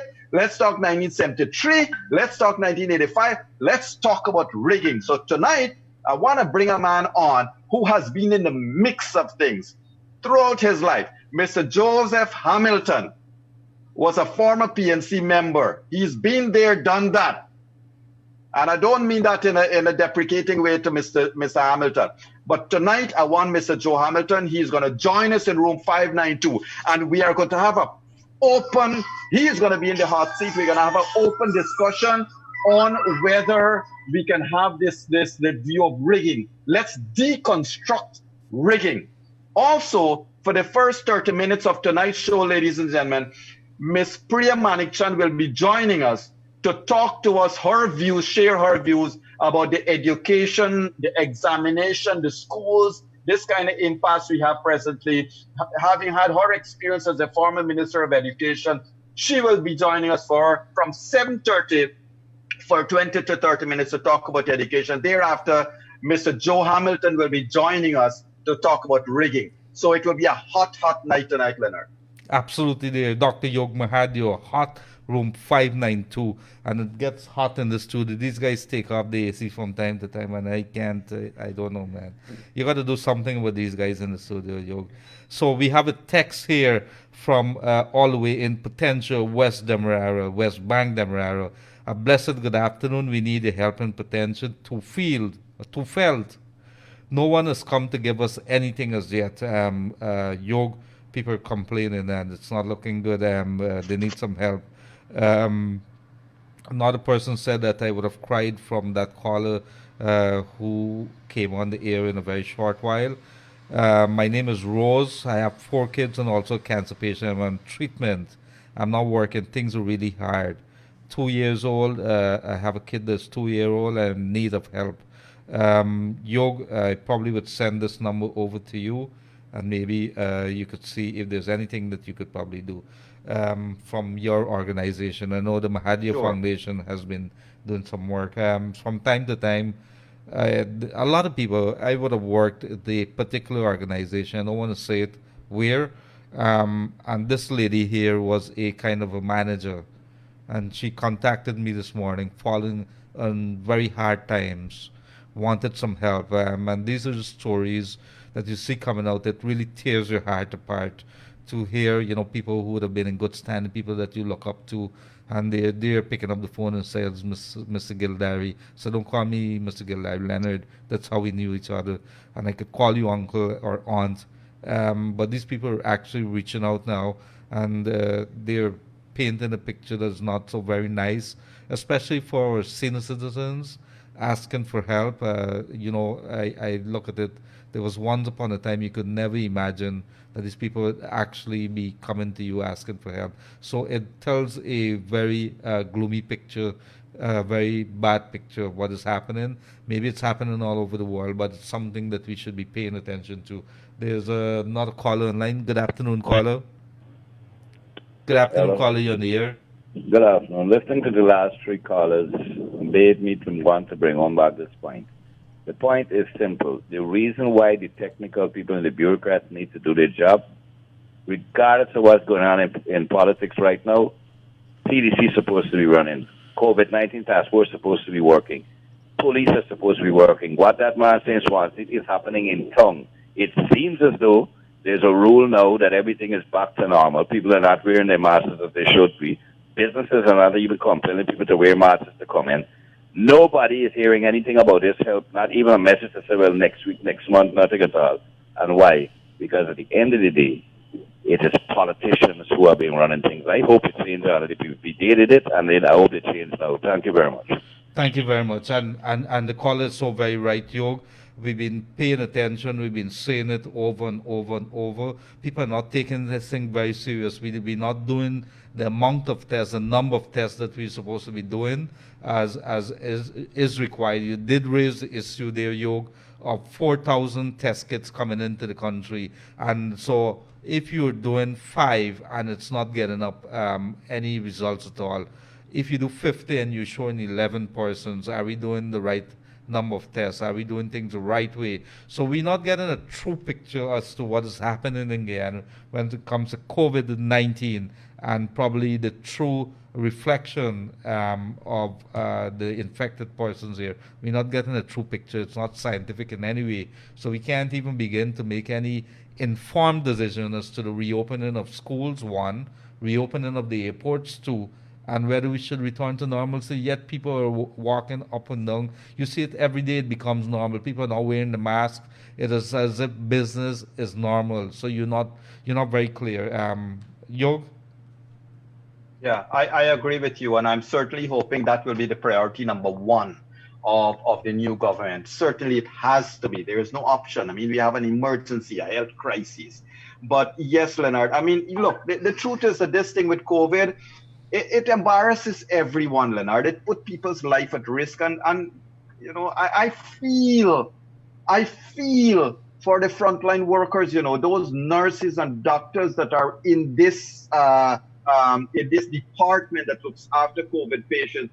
You got to feel for them, because the longer this thing takes to go away, the longer their life is on hold too, because they are separated from their families. Remember, we spoke to one of them recent 2 weeks ago, Leonard. And so, you know, as a people, we have to be a little bit more responsible, and we got to act within the confines of what is there for us to act. I want to tell everybody something. You know, when I have Mr. Ali or Mr. Brigadier Mark Phillips on the show again, when you and I have them, we'll ask them. But ladies and gentlemen, don't feel that if the government change, it means that COVID has miraculously disappeared. COVID knows no party, it knows no politics, it knows no race. And so we all have to be very responsible. And when the government changes, they will have to ensure that the stringent measures, and even probably more stringent measures, are implemented and put in place for the betterment of everyone, to protect every child, especially, Leonard. Absolutely. So, and that's what we've been saying for the last hour or so. The government that's going to come in is not going to get an easy job. The COVID-19 is around. It's going to be with us for a little while. All over the world, while you might see a drop in the number of cases, it's still very much there. We have to pay attention to it. I don't think we should take our foot off the accelerator at this point in time.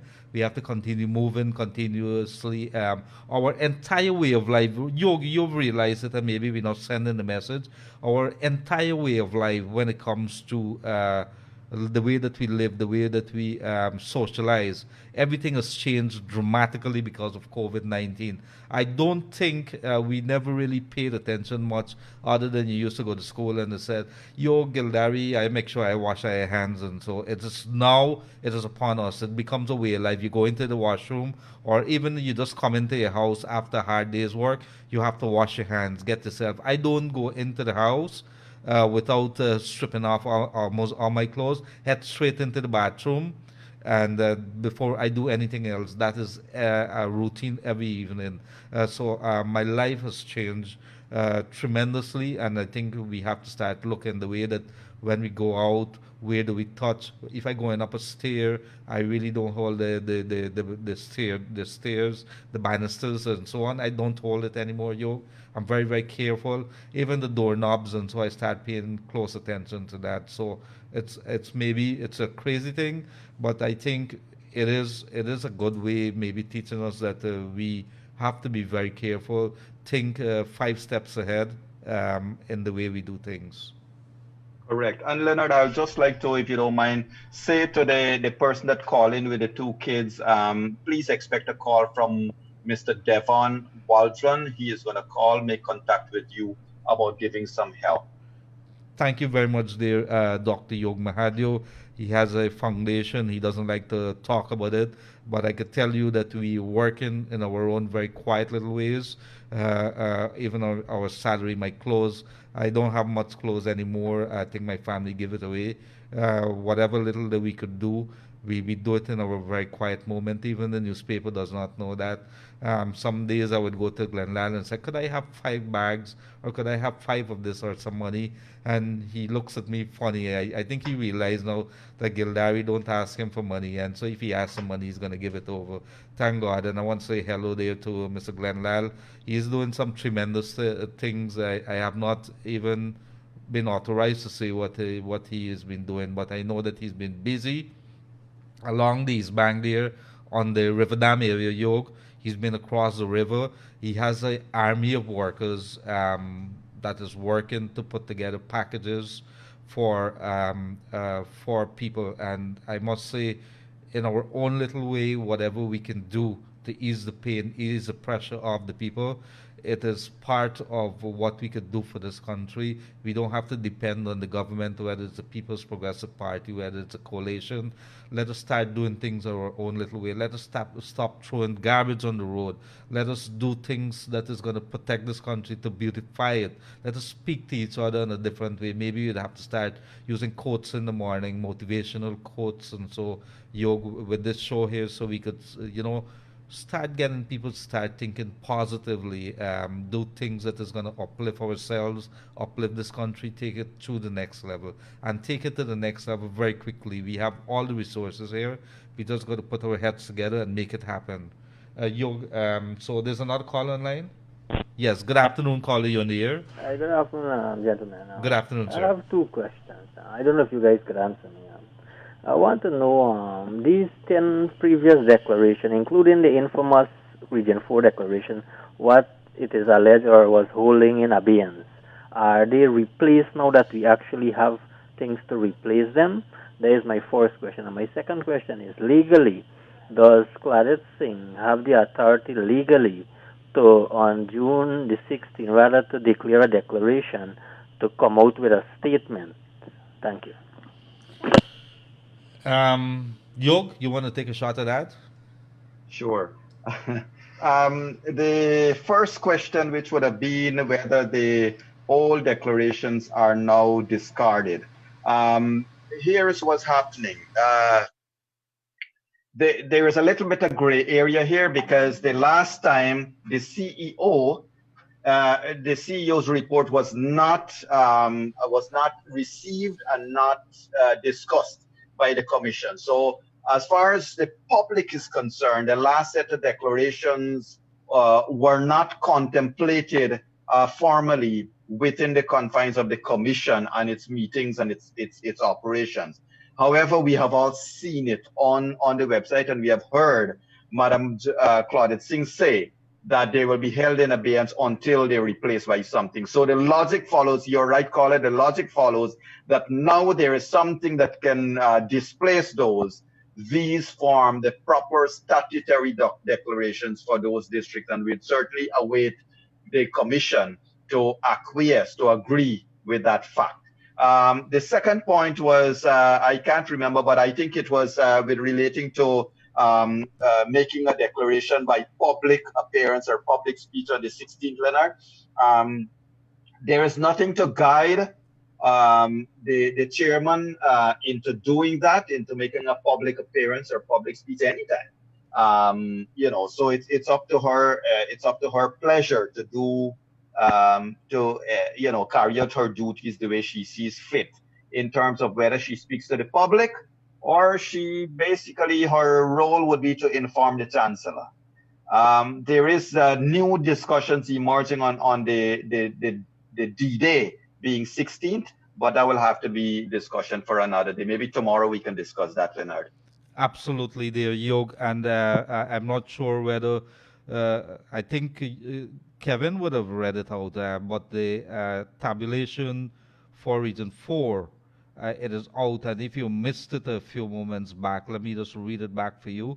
It has been signed, the certificate of District 4. Just 1 second, let me turn it around. It's very small in the phone here. Let me see if I can get it. Yes, it's a little better here now. Certificate of District Tabulation, General Elections, District 4, Demerara Mahaico. Valid votes cast for each party of candidates. ANOG, 1,426. APNU+AFC, 116,943.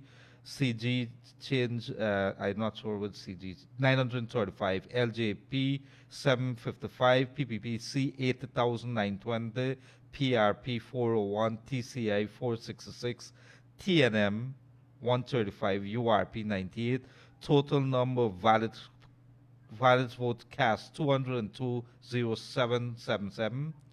077, and then we have total number of elected ballots 1665, total number of persons who appear to have voted 203,743, total spoiled ballots 590. This is for region 4, district 4. Total used tendered ballots papers 10, and everybody seemed to have signed here except for the APNU+AFC. I'm not seeing any. They have not signed the region 4 declarations.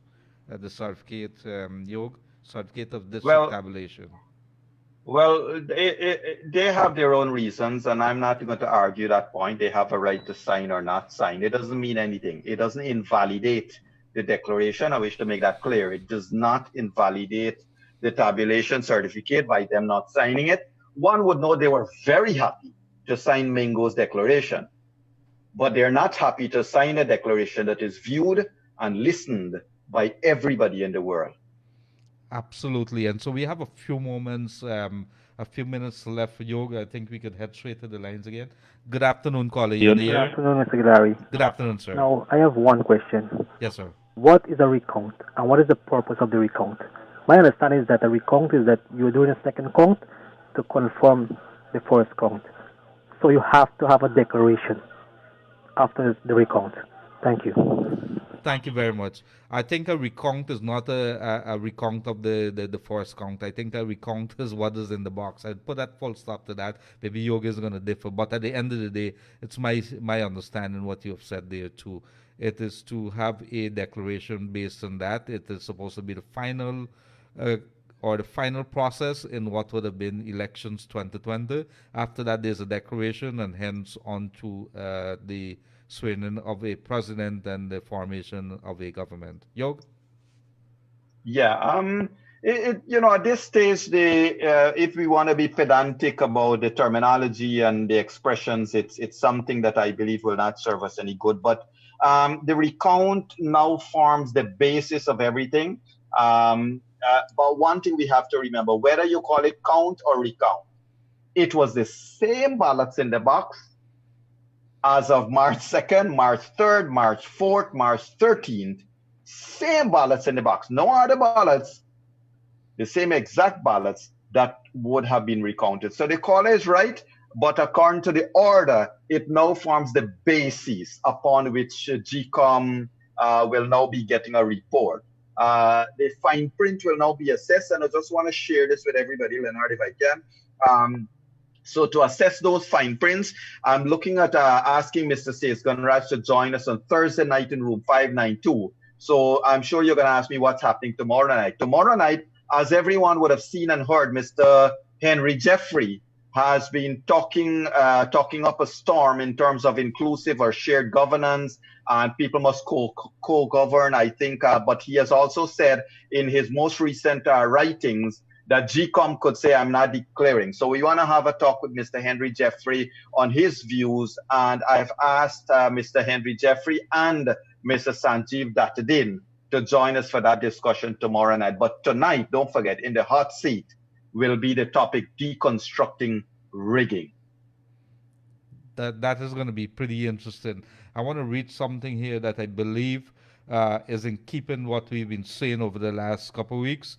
Real patriotism, I repeat, real patriotism is a willingness to challenge the government when it's wrong.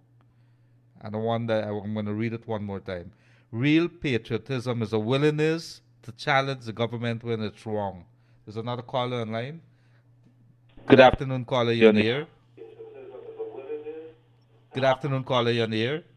Good afternoon. Good afternoon, ma'am. Mr. Yog? Yes, Yogan Gildarie here. Go ahead. Okay, good afternoon to both of you. Good afternoon, ma'am. I am a senior citizen, okay? Yes, ma'am. And I'm a respiratory person. I heard on your program that y'all don't know what about the hamper. Listening? Yes, go ahead, go ahead. And I think it's yesterday, I called the Ministerial officer this morning to see if I could get a little help of a hamper because I live alone. I'm 68 years old. 80 or 60? I'm 68 years old. I'm asthmatic. And I have to go out to get my things, and I'm so afraid, you know. I live on my pension. And I asked the human service, and the guy told me that the follow-up, it's finished since last week, Friday, the forms. And I said, what about senior citizen pension? He said there was nothing for pensioners. I said, what? I never heard that, sir. So I'm asking if you guys could help me out with a little something. Yes, I'm going to give you, I'm not sure, how do we take this this number? Could we take it off here? I could give you it now, no problem. All right. Go ahead quickly. 55201, Miss Pamela. Okay, Pam. We can call you. Thank you very much. Thank you. Bye-bye. Yes, good afternoon. So if you're now joining us back again, it's Elections COVID-19 Watch with Leonard Gildarie here and Dr. Yog Mahadeo. We would have been with you since 1:30, and it has been very interesting. We would have been joined, if you missed it, we would have been joined by Brigadier retired Mark Phillips, and he's the Prime Ministerial candidate of the People's Progressive Party, telling us about what we should expect from a People's Progressive Party civic government when they're sworn in. Based on the figures that we're seeing now, the tabulation figure, the PPPC has taken the presidency. We are waiting officially for a declaration by the Guyana Elections Commission. The latest date that has been given or to happen is on June the 16th, which is next Tuesday. In the meantime, the coalition has been revving up. You're hearing rumors maybe of a court case, but the court has already ruled that it is in the final say of GCOM how it handles this elections here. So we're not very clear. There is a possibility for elections petition, but there has to be a declaration to be made. Very quickly, Yog, in wrapping up, maybe you could throw some light into this. Yes, Leonard. I would not want to say much in terms of the declarations and everything else, Leonard. I want to say that, regardless of how you turn it, twist it, Leonard, the world knows the numbers. You can't hide from them. You can run, you can play games, you can call rigging, you can call anything. You can't hide from the numbers. The mainstream independent media in Guyana has already declared, like a CNN would have done, has already declared these elections, unofficially or not, but everybody knows the numbers. What we have to do, Leonard, we cannot give up in terms of calling out the numbers. We got to make sure everybody hears them, everybody knows them, so that GCOM cannot pull another rabbit out of the hat and have us sitting here for another year whilst they deliberate on some report. That has to happen. And Madam Claudette Singh, this country is waiting with bated breath for June 16th, when we know you will work according to your conscience and according to the law, and we know the results. You just got to make it official. Absolutely, dear. And I want to say thank you very much. It's been a pleasure once again.